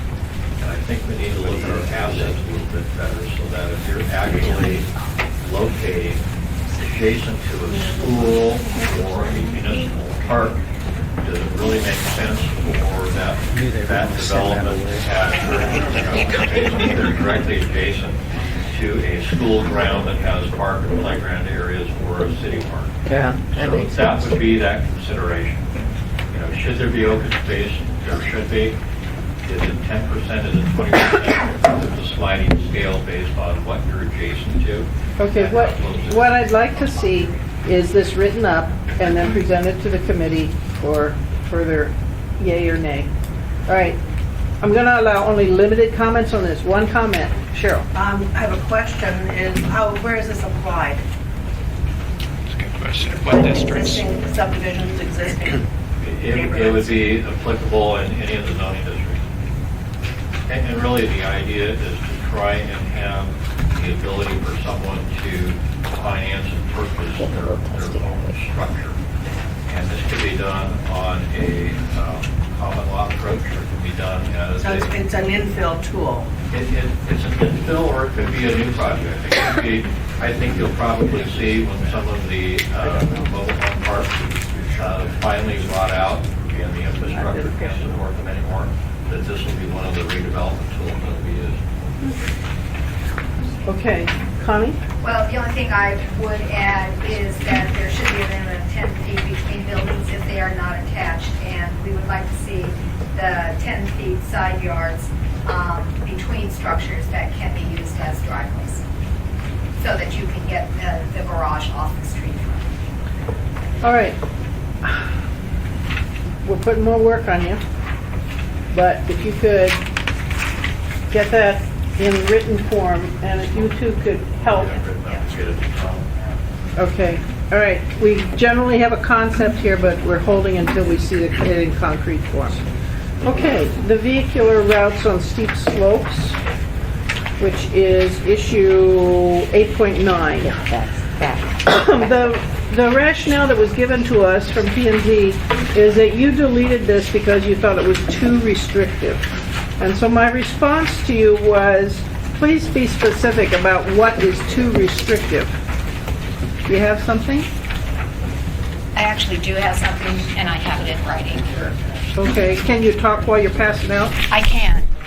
Basically, what we want to feel is that the intent of this subsection is to minimize the disturbance to the natural landscape.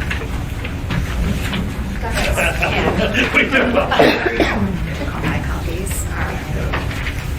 And that this can be accomplished by a number of design techniques, such as following the natural contour lines both horizontally and vertically, attaching required pedestrian paths to the edge of the pavement, adjusting cut and fill slopes, or use of retaining structures.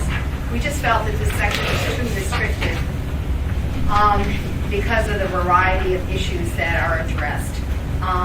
And we said streets, roads, private access roads, and other vehicular routes shall be designed in accordance with the design criteria manual. Land disturbance, including vegetation and clearing and grubbing, shall be curtailed to the smallest extent possible. Our big issue has to do with the structures and the requirement, as we understood it, for retaining walls, which I think are contrary to the Hillside District Plan, that if you can work with slopes with a more natural appearance, it's going to be a lot more attractive for Hillside residents, and that's basically what we're talking about. It's trying to retain as much as possible the natural contours of the Hillside area and parts of the area. Okay, well, that's certainly the goal in both versions here. Sharon, I know you just got it. You want to comment? Then real quick. Just one more minute here. Okay, while you're reading, Cheryl, go ahead. Yeah, I'm not clear how this fits in with the provision somewhere in the PZ planning and zoning proposals that we allow a lot more bulldozing on the hillsides. I mean, There's a lot of section. provision that we've gone from Yeah, there's a restrictions section- into a much more generous There's bulldozing. there's a different section on lot clearing, and basically we did not go with the P&Z version on that. This is just specific to how roads are designed on steep slopes, this part. And we're Okay, avoiding I can show retaining you, walls? pardon me? We're avoiding retaining walls because of the Hillside District Plan. No, both sections, you can find this in Chapter 8, in 03030H. Thank you. And there's a section in that P&Z deleted that talks about how you design roads on steep slopes. And so at the time, I asked them why, and they said it was too restrictive, so they'd come back with this alternate language. And so Sharon's here, she wrote the first language that was deleted. With So Erica. I'm wanting to know what she thinks of the second language. Thank you. Okay? I like how you've allowed for more natural solutions. I don't know how you, except you do it with coarseness, because you underlying rock. I'm not a road builder, so. Yeah, actually, Sharon yeah. is the one we're talking to now. And okay, let's start with, the biggest difference is the limitation on the, how the distance, horizontal distance out from the center of the road that you can, the right of way that you can go. And that seems to be gone. So there's, you can, from what I'm reading, it means you can lay it back. As long as you have a slope easement, you can lay it back as far as you need. Something that, all the plats still have the 1.5 to 1 slope for a maintaining slope easement. It's on just about every plat that's ever signed, I think. And the question is, what do you do within that? What the group has to decide is, are they okay with laying back a whole lot of Define slope? laying back. I'm sorry, excavating it, to an angle where it can, so that you can, right. Okay, now this says curtailed to the smallest area extent possible on their B. Right. And the other one says the same thing. Yeah, the previous one says the same thing, but and then if you look at I2, it looks like where the biggest change is. I mean, B Oh, double I, however. B double I. Yeah. The ultimate extent And, shall be dependent, okay. Yeah, should be dependent on nature of the materials, and that's getting at, if we can have rock, that's wonderful. Nobody wants to, for example, in Verbier Way in Girdwood, we had them put a note on the plan saying you have to meet, design criteria calls for 2 to 1 slope. However, if when you excavate, you find natural rock that can stand up straight, that's it, and just go with what's there. And we love it when that happens because it's less disturbance, it's less cutting back. And we ended up finding rock that was shaly and still kind of crumbled on you. Okay, But so, I'm sorry, Sharon. So your problem is the language that says the 15 feet beyond the right-of-way? You want that? Is that what? what I'm saying is the reason it was put in is to minimize No, I understand cutting the back the reason. slope till I understand the yeah, reason, air. but that's the point that, That's the difference. okay. That's what the body has to Thank decide. you. And our position is that a slope that can be hydroseeded and landscaped with trees and shrubs planted is a lot more attractive than a retaining wall. And I will say, and again in Verbier, we found that there's some newer materials that they'll stick to stuff you would never believe would stick to before. So, I don't think that the intent was to preclude a nice looking excavated slope, but it was to, the intent is not to open up the entire hillside and Absolutely. denuding the entire hillside. Okay, Limit but the we- disturbance no, to the we natural understand. slope. Yeah. We understand that. What I'd like to do is, again, one of the many areas we have no expertise in. Ms. Ferguson, you're an engineer A road builder. and a road builder. This 15 feet beyond the right-of-way on each side, that seems like a lot to me. It's not very much. It's not very much. If you're got a 20-foot cut, you can get into that 15 feet awfully quick, and depending on, But it's beyond the right-of-way.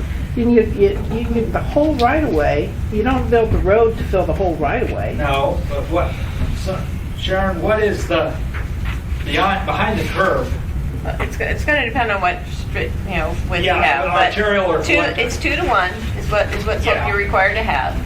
Okay, so if you have let's see, you have 60-foot right of way, and you could have the collectors are going to be what? They're going to be 2.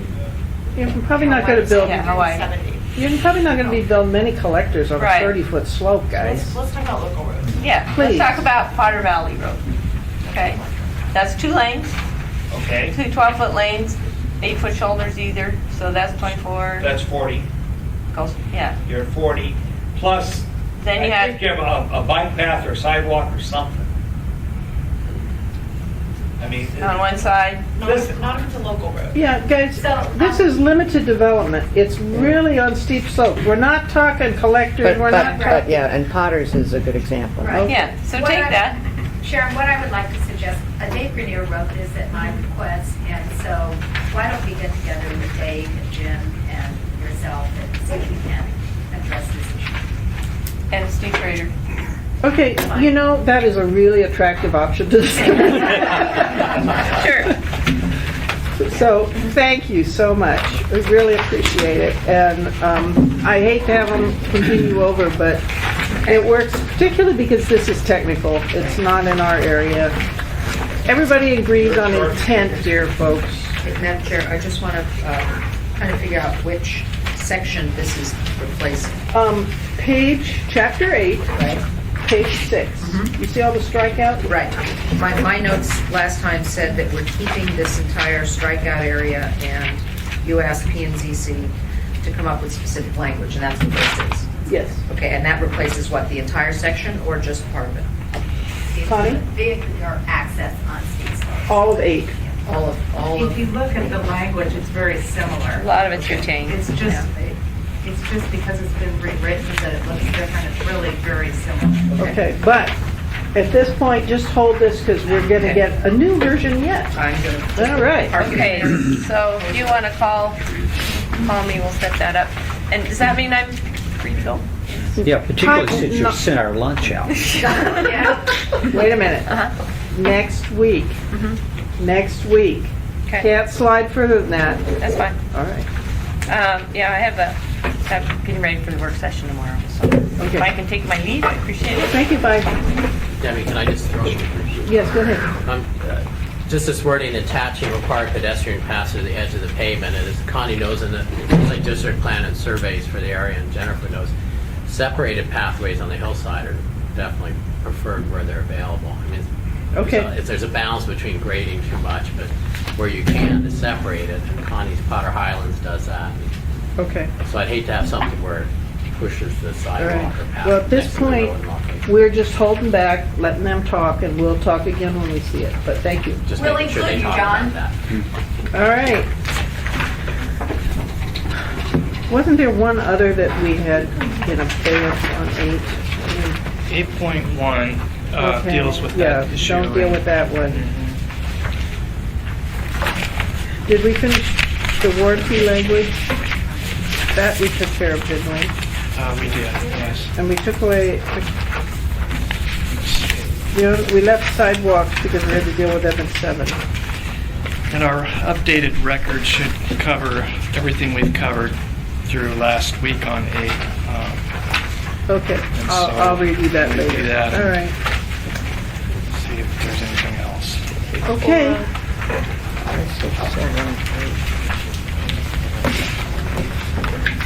Put 8 back in the message.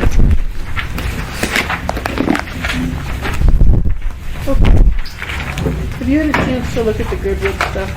I have, and Let's deal with the Girdwood first, if we can. and I did one last call out to Girdwood. There are some amendments here for Chapter 9 Girdwood, which are not in the provisional, but staff's been working on them. So I asked that Jennifer, since she represents that district, take a quick look. Tom, you want to very briefly talk about them? I'm going to rely primarily on you and Jennifer on this section. Issue 9.1 is simply a response to a comment by the Girdwood Board of Supervisors that one of the proposed amendments to Chapter 9 for the administration they disagreed with. They disagreed with the requirement, prohibition against having more than one principal residential structure on a lot in the R4, the GR4 district. department went back and researched the GR4 district and found that the GBOS was correct. And so we have amended in this on page 24 of your issue response, Chapter 9, to reflect their comment. Secondly, we've talked with several other agencies, and in the other districts where we've applied the same kind of amendment, the GBOS agreed there's no issue there, but we've determined with the other agencies that this 10-foot required setback or spacing between buildings, it's a fire code issue. It's addressed elsewhere, so this is a straightforward type of. I'm fine with it. Jennifer, you're fine with it? Is there any objection or comment? Okay, we're fine with 9.1. Go ahead. 9.2 is another recommended amendment by the administration and department, which the GBOS raised concerns about. It would basically, as adopted and implemented, Chapter 9 requires all public institutional uses to follow the Girdwood Chapter's design standards for civic buildings, retail, commercial buildings, and resort. The glitch there is that some public institutional uses are industrial in nature. We had a situation where the new water treatment plant in Girdwood had to go through I think there was an issue having to go through a variance process to avoid those issues, so that the department is recommending that those types of industrial type public institutional uses with industrial type character go through the Girdwood industrial design standards. GBOS's concern is that those are very well developed. The department's position is that in the very near term, our work schedule is to engage with the Girdwood community in an update to the Girdwood area plan. And during that process, we hope to, or we encourage them to come forward with a laundry list or a list of other amendments to Chapter 9 that the Girdwood Committee would like to see. We know they have ideas, we just haven't seen a list from them yet. Okay. And during that process, to, as appropriate, further develop and improve the industrial design standards appropriate to Girdwood and address their concerns. So our recommendation is to move forward. Fine with that? Anybody else? Okay, go with that one. What's next? 9.3 is just simply saying that we would be, I think it'd be more appropriate. Address the additional later. Right. Got it, right? Yeah. Anything We're that, fine with anything that they can agree on by at least 55% of the community. Yeah, Girdwood's a fun one, huh? Where's the GBA? That's Chapter 9. So. Okay, thank you. That's Chapter 9. So, Chapter 6. Chapter 6. Okay, the first one was the minimum lot size for multifamily in R3. Could you briefly state your position, and then I'm going to ask P&Z to state their rationale. Okay, the 6.1 is recent comments and information that were not addressed to the Planning and Zoning Commission process. They've arose since that time, and that's okay. We're looking into a potential issue, an amendment that we would. That's right. I'm sorry, I shouldn't have even asked you about that one. So that's. We already know we've got a hold for number 1. Okay, number 2, the unlimited height in the R4. Now, won't we be able to address that when we potentially deal with the R4 discussion you're going to have? Because that's how we're dealing with the height issue for the B1A and the B1B. Yeah. You could. There are 3 recommendations that we have. Yeah, the third one is contingent on the R4A. The first well, let's 2. skip that one. Okay. Now, what the others are? Yeah, I mean, I think it's all part of this discussion. Okay. So skip 6.2. 6.3. 6.3. The RO district, again, is our low-rise transition district between a residential and more intensive retail, commercial, mixed-use environment. So RO district in the provisionally adopted code has a height limit of 45 feet. But the main idea is that there's a height limit that keeps it in the low mid-rise. What did they recommend? The Commission has recommended an unlimited height limit for the RO district. Okay. Can we just do these one at a time, if you don't mind? Just let's talk about height before you talk about the others. I didn't mean to interrupt you. I'm sorry, Tom. Anything else on height? Yes, the department's recommendation is that to retain the provisionally adopted height limit for RO with the ability for the height adjustment up to 50 feet, as we've discussed in the past, but also subject to either a major site plan review or conditional use process to allow for taller RO buildings in appropriate locations, primarily where the RO is mostly surrounded by a major employment center, such as RO nestled into the UMed district, or RO right downtown, where RO is not in that usual situation where it's sitting between like an R1 district and an outlying commercial district, but where it's in with the major employment center, and through a major site plan review or conditional use to allow the taller RO where it can be appropriate. But we strongly recommend that the RO remain a low-rise district adjacent to the residential. All right, Connie, or whoever. Well, I think the primary issue is we took the commercial, we took the RO and put it back into residential designation, and we obviously do allow some office and commercial in it. Okay. But we think it is primarily a residential district. And Okay, just to remind you, we already made a decision to not keep it residential. The committee did in a previous meeting. So, considering that, do you have any comment on the height? No. Okay. Anybody on height? Jennifer? I guess I'm still seeing it as part of our discussion with the R4, R4A, and RO because they're all transitional districts. And when I was doing this the other day, looking at these maps, and if you look at the Elmore and Tudor area, you have an RO next to a business district, mainly a business district. I mean, I don't have my That was a new concept for me to think about it like that, so go ahead. Yeah, I'm just going to suggest that this is a good district to let the market determine how tall the building's going to be. What about this discussion about incorporating it with the mixed-use standards as we discussed with B3, B1, and B1A earlier this morning? I don't know about that. I need to think about that. We did look into that, and the RO, it is more focused on a transition between the single-family or low-density residential and the more intense urban centers or commercial centers. And because of that, the RO allows primarily just low-rise type office uses like medical office or professional offices. It doesn't really allow the range of retail and the other full range of uses where you would even call it a mixed-use district. In fact, it's specifically something else. You know, I wish Sheila were here. Sheila would go on and on about RO at some length and knew more about the district in Anchorage than I do. I know my RO in my district. I don't know it here. The maps are helpful.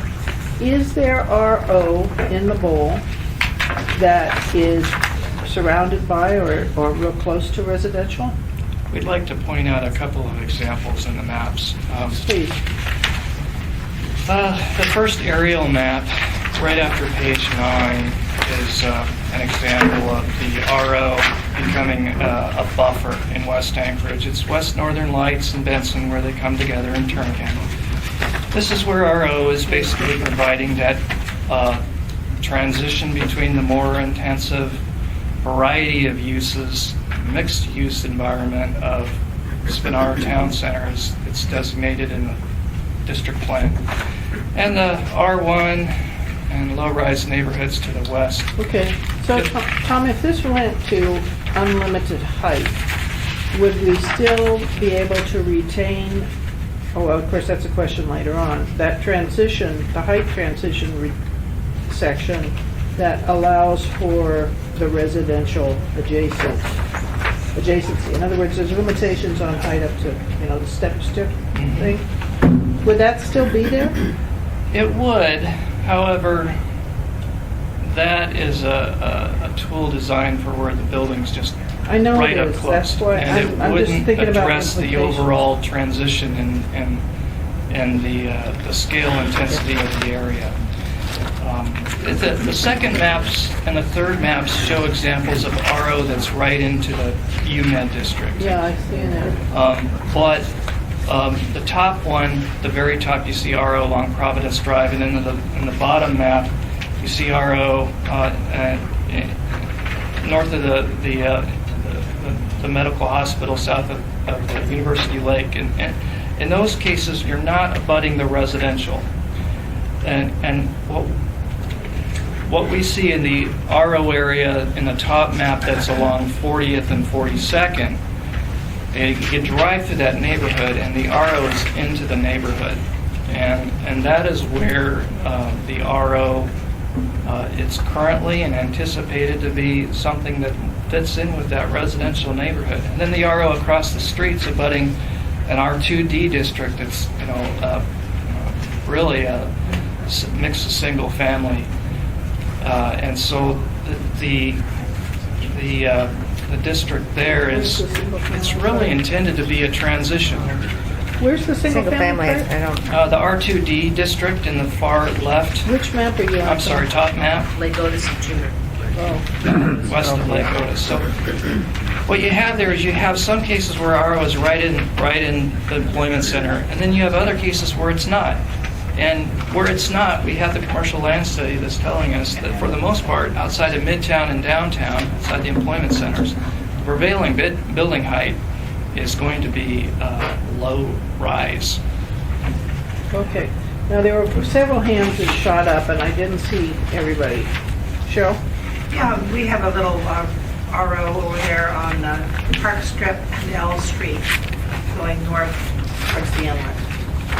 Where Providence Hospital used to be, that's RO. And unlimited heights really just wipe out that character. I'm we need some guidance on how much we're changing existing zones that people are counting on for their future. And as long as we have empty lots and parking lots, surface parking, I'm not sure it's reasonable to impact existing neighborhoods with increased heights and building bulks and more commercialization. Okay. There's plenty of opportunity today, and we should have more infill before we start pressuring neighborhood character. Okay. So, and there was another hand over here. Is it you, Harriet? Okay. It's not this way. No. I'm inclined to not go with the unlimited height. I'm still struggling with the incorporation of the multifamily stuff. I'm sorry, mixed use stuff. Could you talk about that just a little bit? I know that's not one of the issues that's specifically listed, that came up earlier. So why would that be problematic? So when you have a B3 district, B1A district, it's designed to allow the full range of uses, Yeah. right? All the commercial uses, like you could do Walgreens. So the RO is deliberately not. The RO is deliberately something else. The RO is deliberately office and residential. And so We don't allow commercial? We do, don't we? we allow commercial, but But no retail? right, the retail. That's what I it's- did remember. In a nutshell, it's quite limited. Yeah. Okay. So the RO really has a different purpose, and the map on the top map here shows an example of if you were to drive down, it's the first block or the second block north of Tudor, and you're driving down the street, and you're driving from the residential area to the RO area, and there's this consistency in setbacks and landscaping before you get to the main arterial, before you get to the real commercial of town, you have this transition where you have the landscaping into the residential character, and it's office, but that's the RO district. Now, mixed use is designed to pop the building closer to the street, provide a retail, provide that interaction in that Main Street environment. I mean, ideally, and that's not the neighborhood. Okay. Jennifer, do you want to pursue it?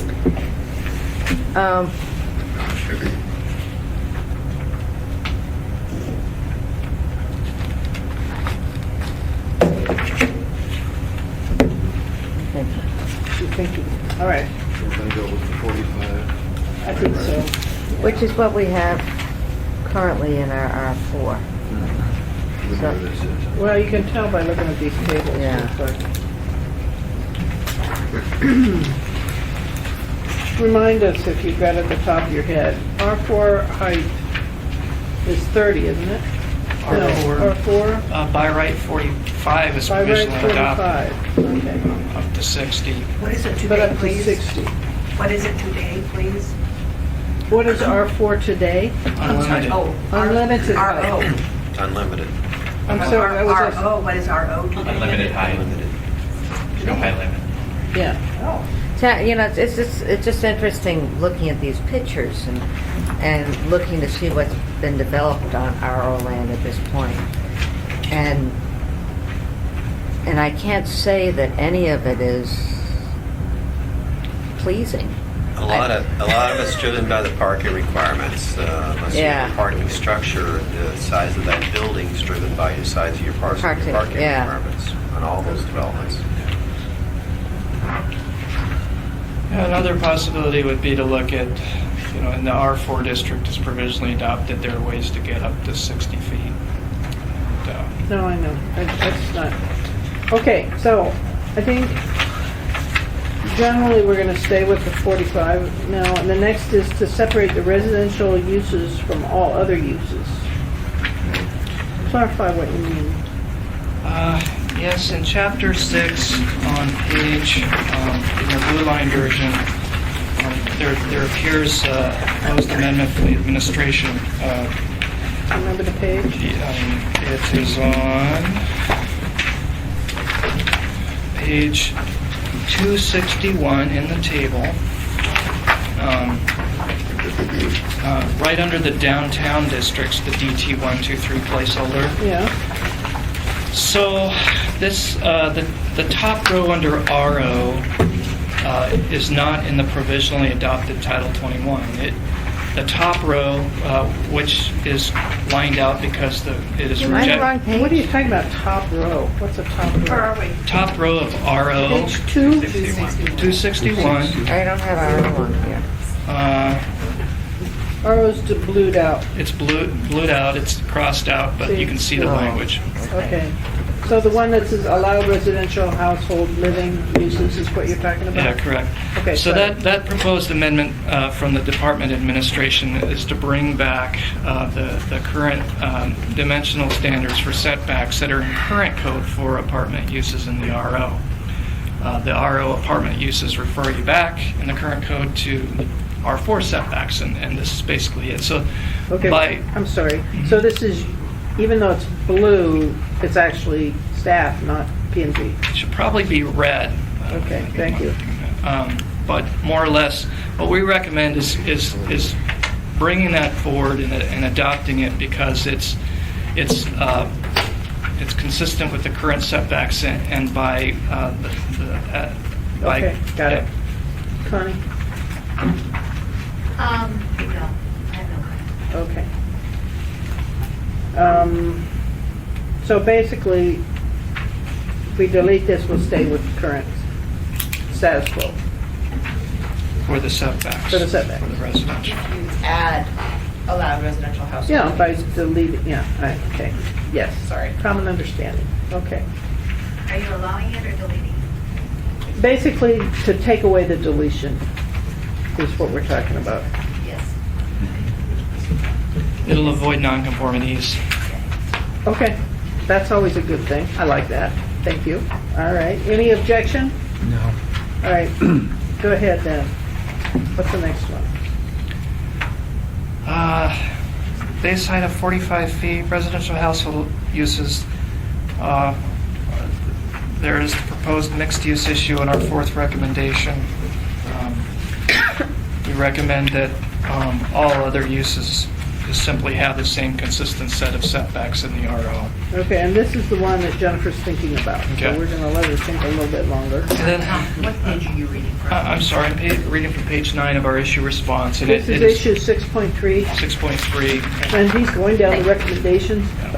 This is the number 4. Okay.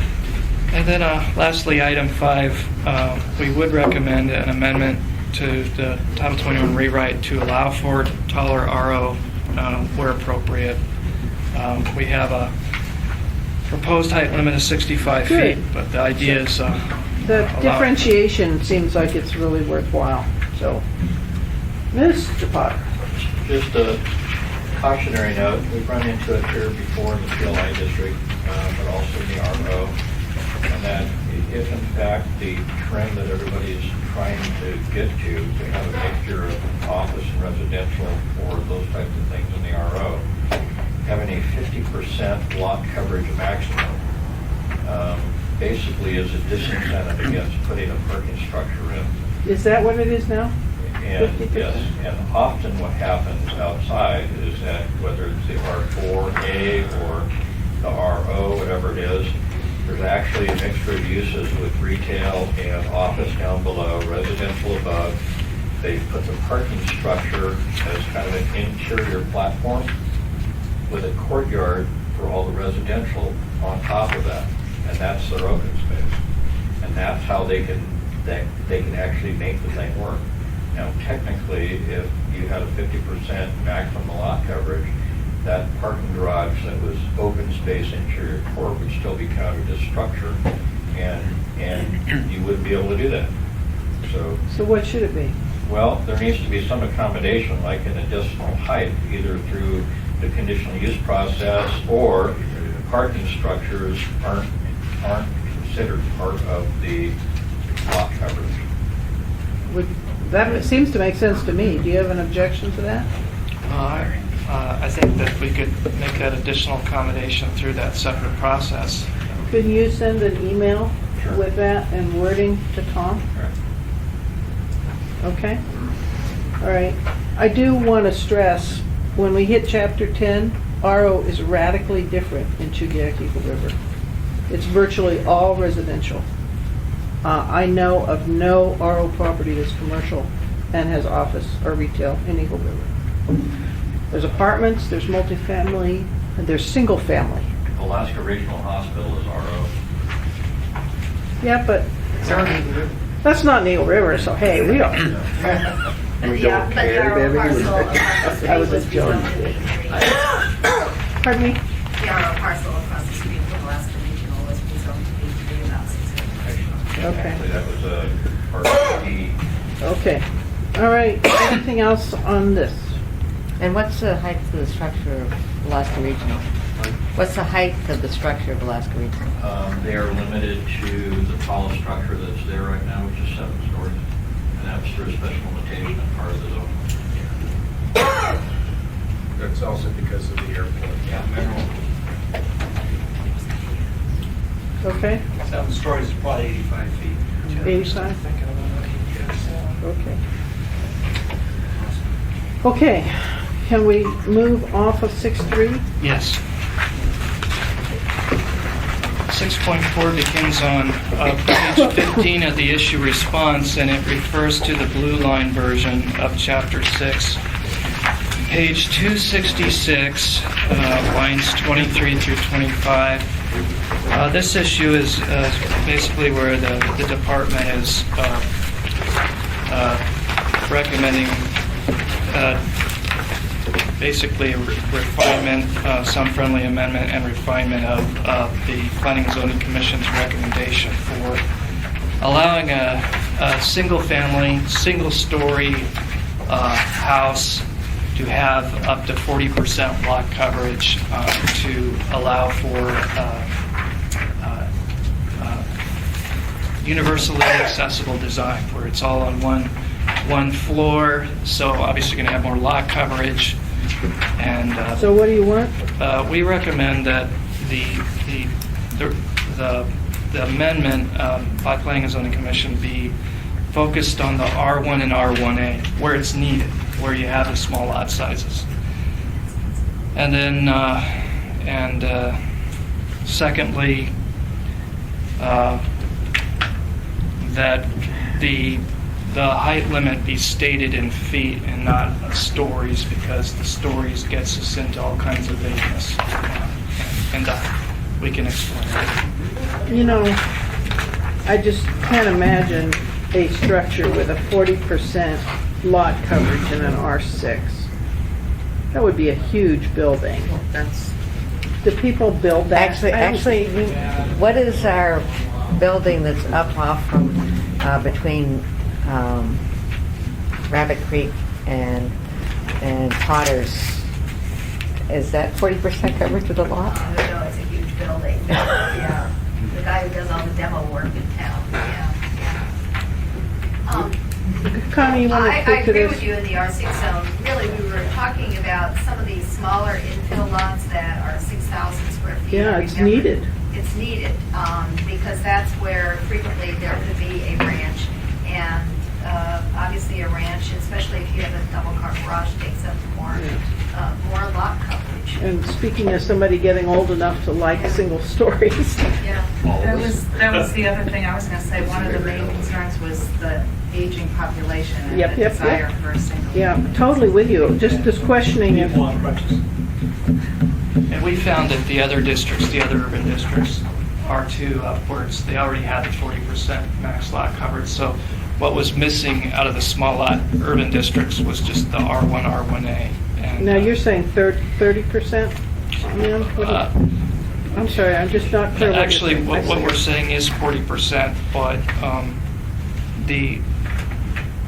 I just don't see where you're saying what you're proposing. That's what's confusing me. in it's this. item C under recommendations. Sorry, it's. Oh, I get it. Yeah.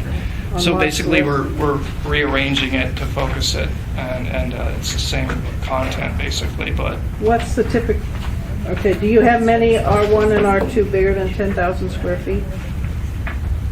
Some, but not many. Not many. But this would guarantee at least a 4,000 square foot footprint. Which seems Okay. fine for accommodating a large two-car garage and a decent size. Okay, builders in the room? It would accommodate what? A large two-car garage and a decent sized home, 4,000 square feet. The structure is 4,000 square feet or the The lot? footprint. It's we're talking- 4,000 square no, feet? the structure, sorry, the structure. That's a huge house. Right. Yeah. And that would be, so we're limiting the proposal of the increase in lot coverage to 40% to lots that are 10,000 square feet or smaller. So the maximum that this would increase lot coverage would be to a 4,000 square foot house, which, yes, is large. Okay, so I'm not hearing any objections from anybody then about this change, right? Right. Okay, good. Anything else on this? We done with 6.4? Could you clarify what you We went decided? with P and Z. In all residential districts? Staff. No, it's that. I'm sorry, we went with what's on the paper. Thank you. On page This. This paper. Sorry, we agreed with this. Sounds good to me. I'm sorry. I know, my brain doesn't connect sometimes quickly enough. Got it. Misspoke. All right, moving on.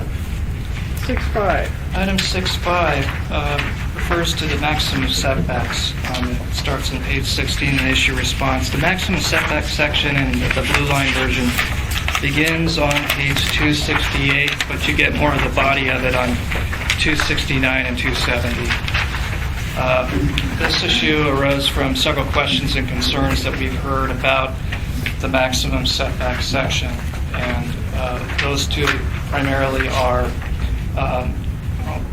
why is parking and vehicle circulation prohibited in the maximum setback space required between the building and the street? And secondly, we've heard several comments from several different directions about if this maximum setback is applied in Midtown or areas where you have or expect high-rise or mid-rise 5-story and up buildings, good at creating Anchorage's climate or lend itself to a shadowy urban canyon. And so this issue response is responding to those two questions, and it's also it's heavy on providing examples of the maximum setback, as many buildings in town achieve it.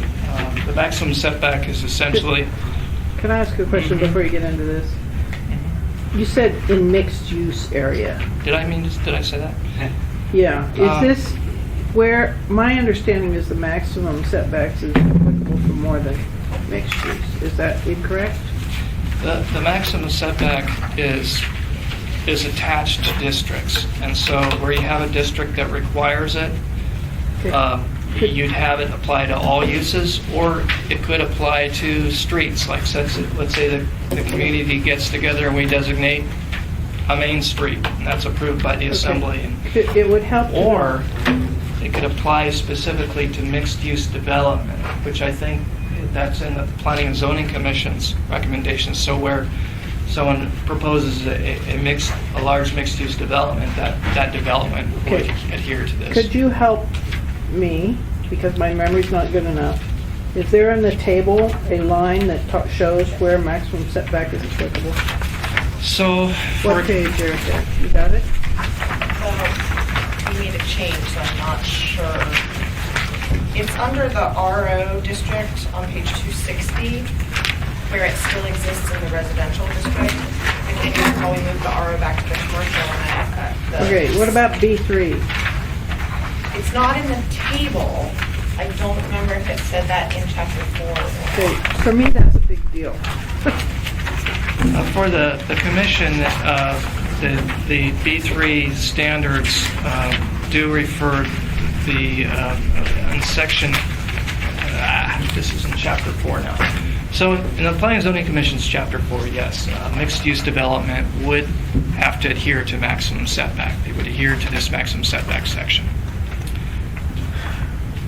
And that's page 19 of chapter 4. Thanks. Basically saying that buildings have to be close to the street. And in some situations, I think that's great, but in other situations, I don't think it's great. And so I thought P&Z addressed this. You apparently didn't. We had, my recollection is, one of the commissioners basically raised the maximum but you setbacks, did do it. and staff convinced we would retain them. Our recommendation in response to the comments we've heard is on page 20, and that is where there are mid to high-rise buildings expected to allow those to be set back behind a parking circulation and a bay of parking. And I think the best example we have is if you flip over to the previous page, as you drive down C Street and you drive by the North Rim Bank and the adjacent Calais building, those are big buildings, and they are set back behind just one bay of parking. And that does help avoid that canyon effect that you see on like 7th Avenue downtown. And that's what we would recommend. I want to zero in on where you're talking about this. So if we build a new Walmart in Midtown, would we have a maximum setback? I don't think that's realistic. Walmart is staying where it's staying. Well, I know. Say we're building Walmart now. Would it be applicable or in the future? I just want to know where we're talking about this. Right. It would, as Planning and Zoning Commission has recommended, it would apply to mixed-use development. So Walmart, if they, and I've seen this around the country, where you have a multi-story building incorporating a variety of uses, you'd have that mixed-use environment. Walmart, no. Right. That's my confusion, because I remember this in all B3. And that's wrong? As provisionally adopted, this was proposed for the mixed-use districts. As Planning and Zoning Commission proposed, it only applies to mixed-use projects in the B3. Right. I think what Eric said is just right, that before when you had the neighborhood mixed use and the commercial mixed use, that's where those design standards were plugged in. Okay, well that helps me a lot, because I remembered it more broadly than that. My comfort level just went up 10 degrees, so thank you. The examples there in your copy, it's 11 by 17. It's there to show you that more and more buildings are meeting this already, and that it works, and it's they actually look and function very well when they're doing it. And the Blaine's Art Store, for example, and the other buildings shown a variety of uses. You have a drive-through that meets it on there. You have medical office building, and the idea is that the applicant, the setback, it starts at 20 feet from the right-of-way, not the street. So the real setback's actually further away, but starts at 20 feet from the right-of-way. If they show that the front space is landscape or open space, like you see in that example with the drive-through, it can be up to 40 feet. And then through administrative site plan review, additional spaces allowed, no maximum. For example, on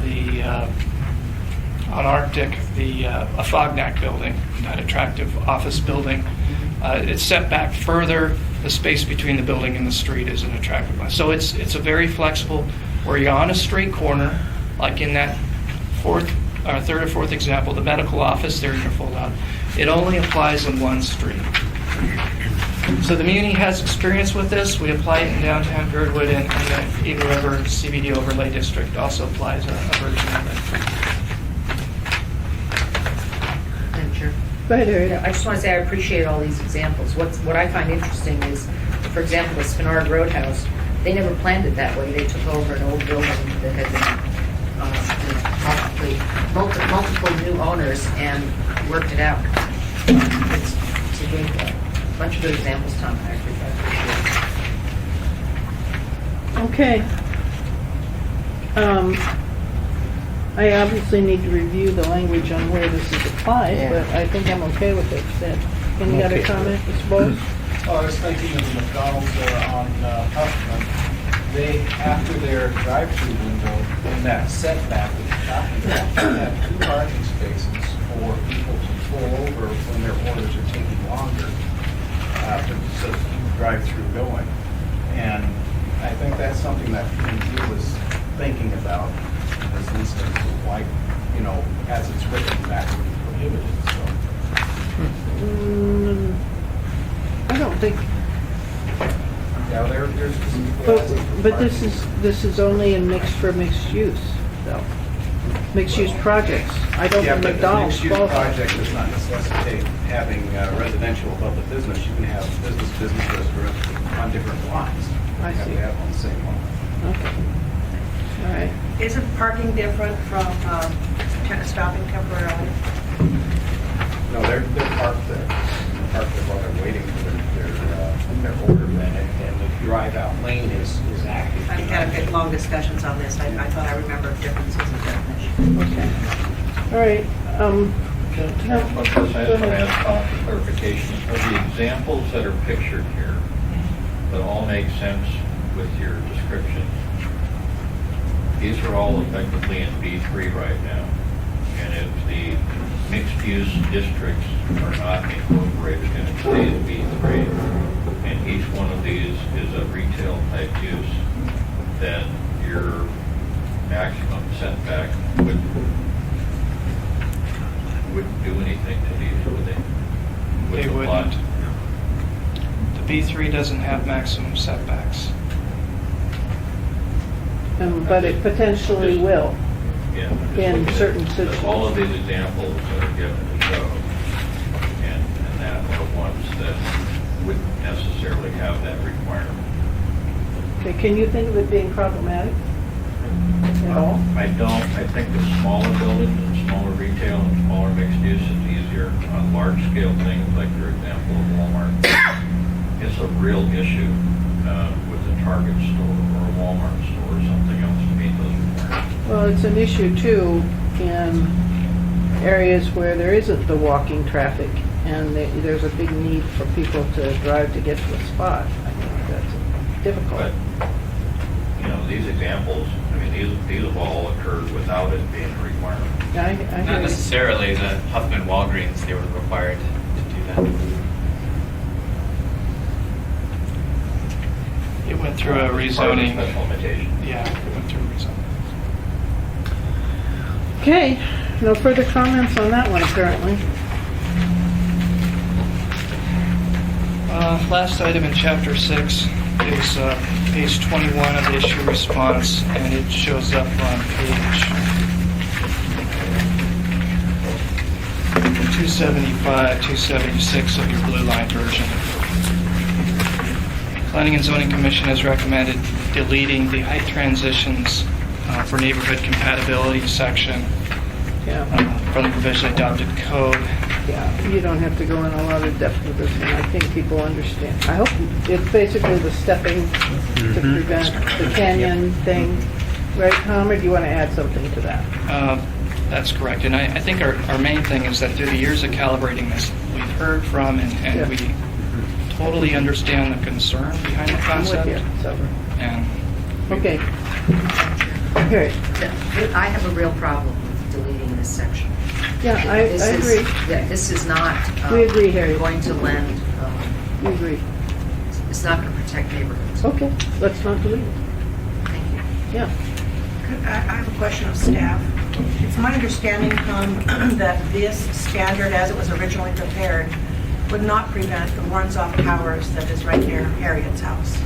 Warrenzoff Tower falls several feet below We the height talked about transition. that specific example before, and that's my memory too.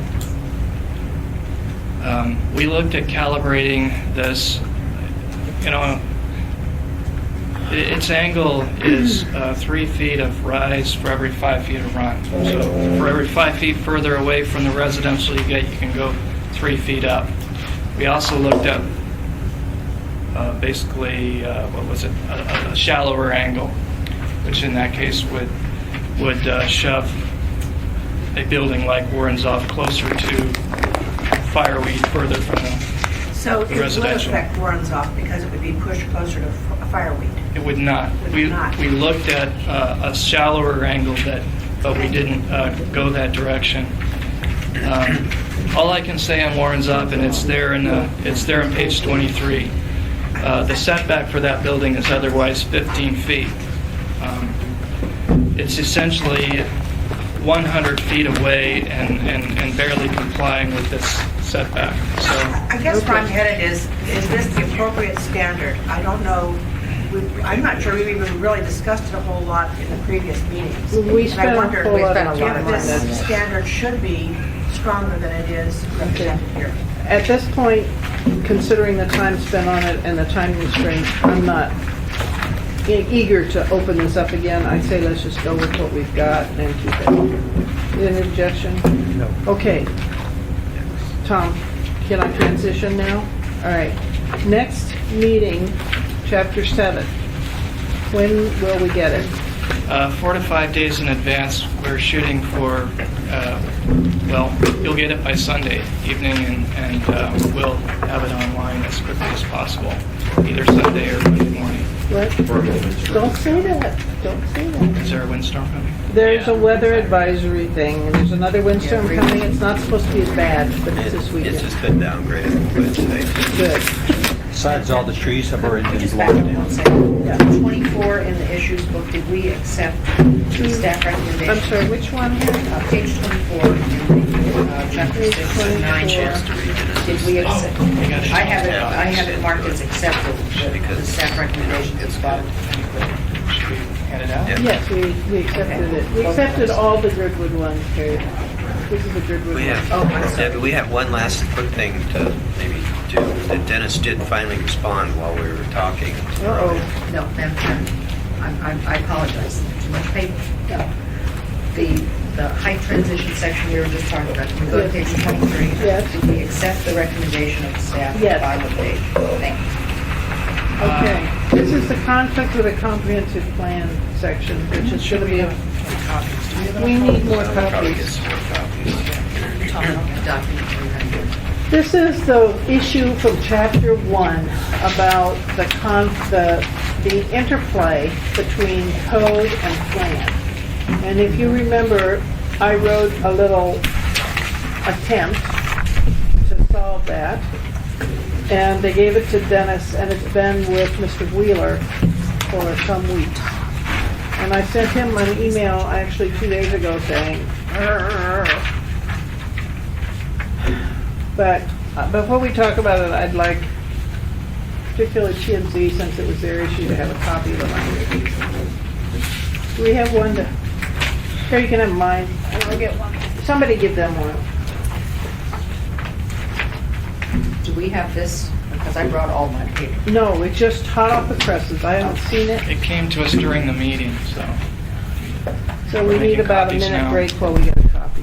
A minute break would be appreciated since we've been here for 2.5 hours. Okay. Huh?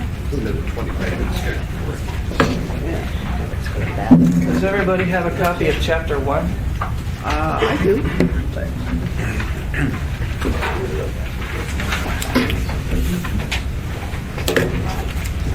How's that back here at 6.1?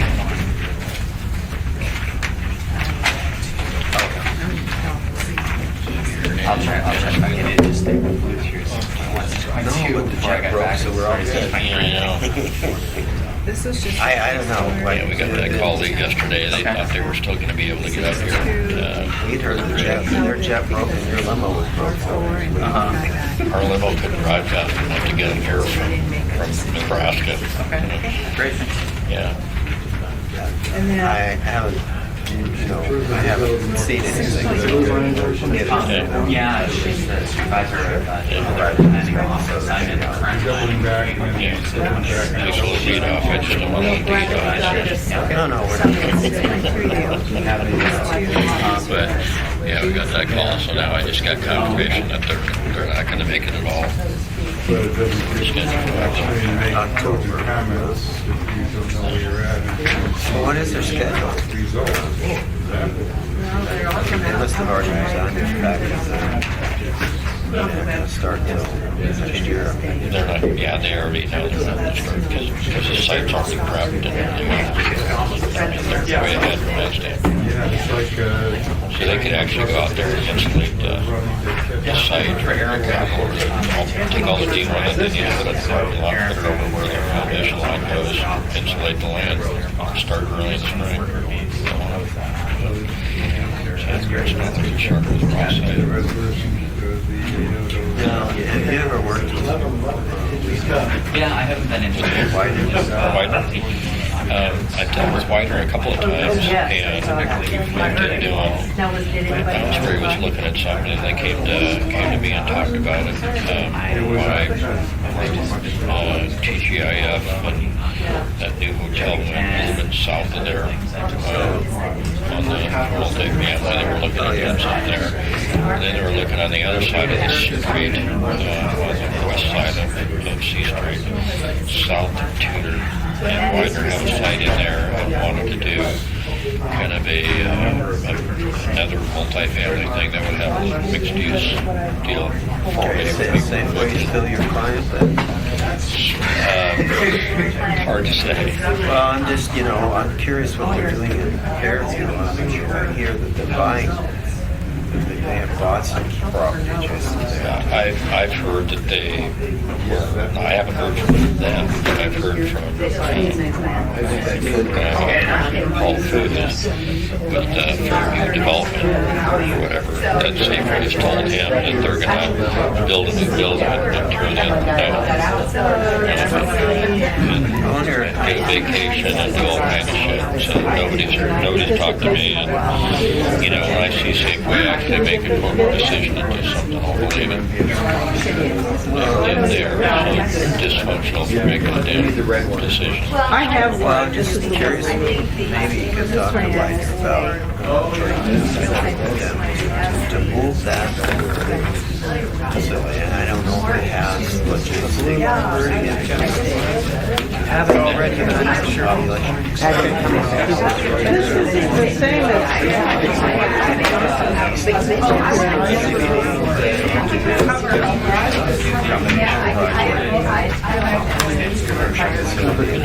Safeway did a really nice, the Safeway that was in downtown Bellevue forever added a whereas. And then they did a redo. We'll talk tomorrow.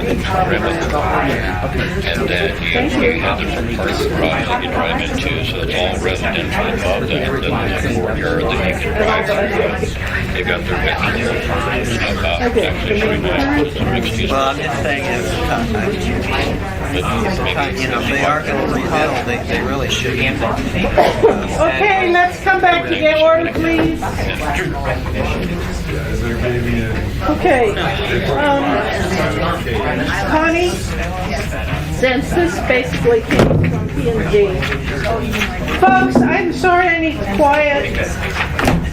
Can you comment on what Dennis has written here? Well, I really appreciate, I haven't been able to read this version, but I have read the examples, and I think the examples are quite clear, and I'm in agreement with the examples as he has identified. Now, Which I think is supported in the other documents. By examples, you mean this, like a case law of Eklutna? Is that what examples are you talking about? I'm talking about this memo, September 13th, 2012. I don't have that. This one that just came in where he gave all the examples. Okay. Rest of Tom Davis. That's a cover. I don't have that. Cover email that we hadn't made copies of. I would like to read the cover email. It's very good. It's very good. It's very Copies of that explicit. also. Addressed to you, Debbie. Yeah. I have not seen it. It's very explicit.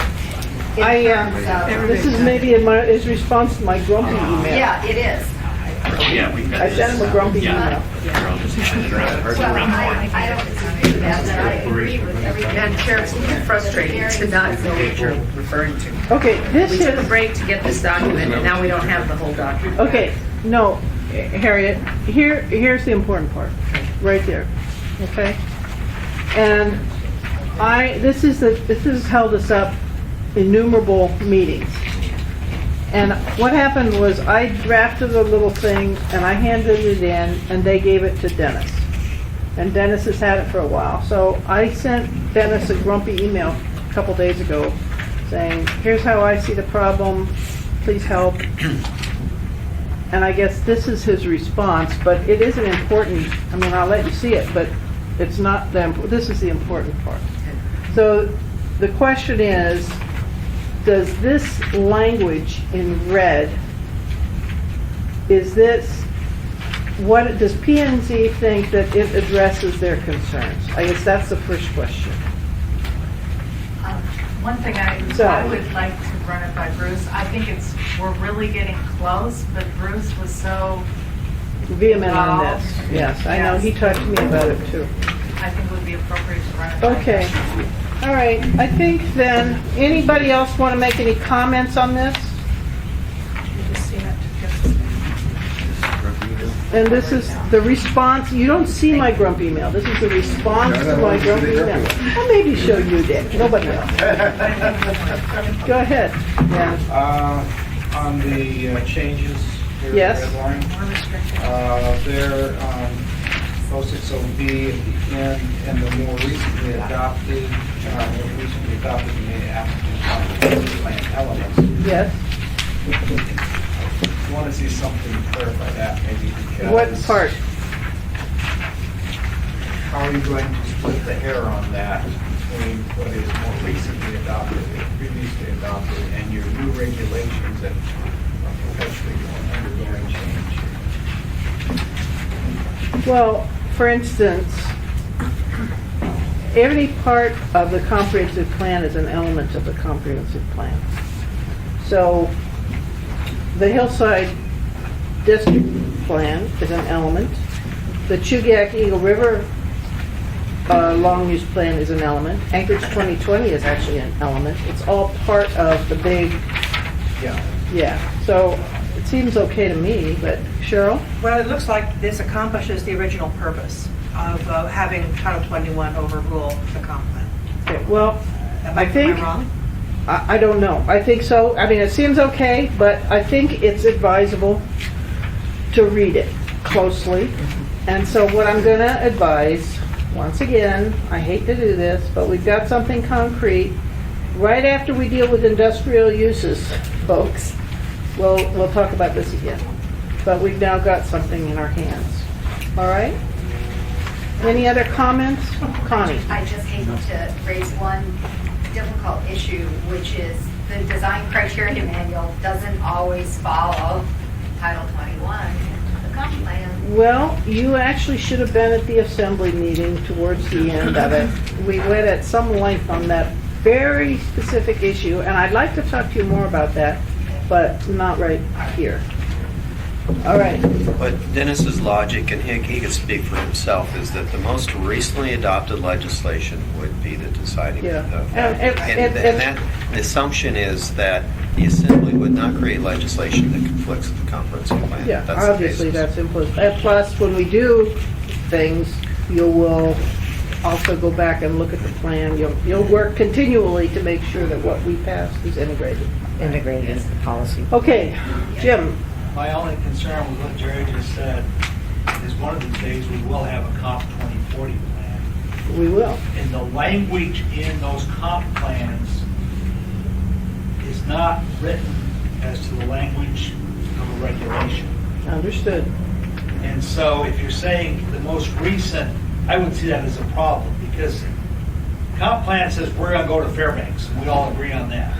Title 21 says we're going to take Tudor to Elmore, and we're going to go out to Glen, and it just that there's a difference there.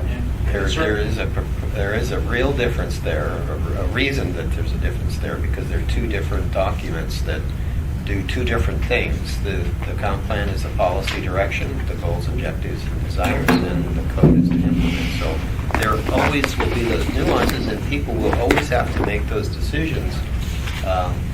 Are they in concert? Okay, guys, I think we've got it, and we'll read this and ponder it and deal with it next time. The other bit of homework I'm going to give everybody is if there's some issue in 7 that's beyond, like I brought with my chickens, etc. If there's an issue in 7 that's beyond, you need to get it to Tom as soon as possible, in fact, by yesterday. As soon as you can, because he's under a fair amount of pressure here, and I'm contributing heavily to the pressure. Help him by giving us amendments early. All right? So, seeing nothing further, thank you all for your good work. We did make some progress today. I appreciate it. We're adjourned.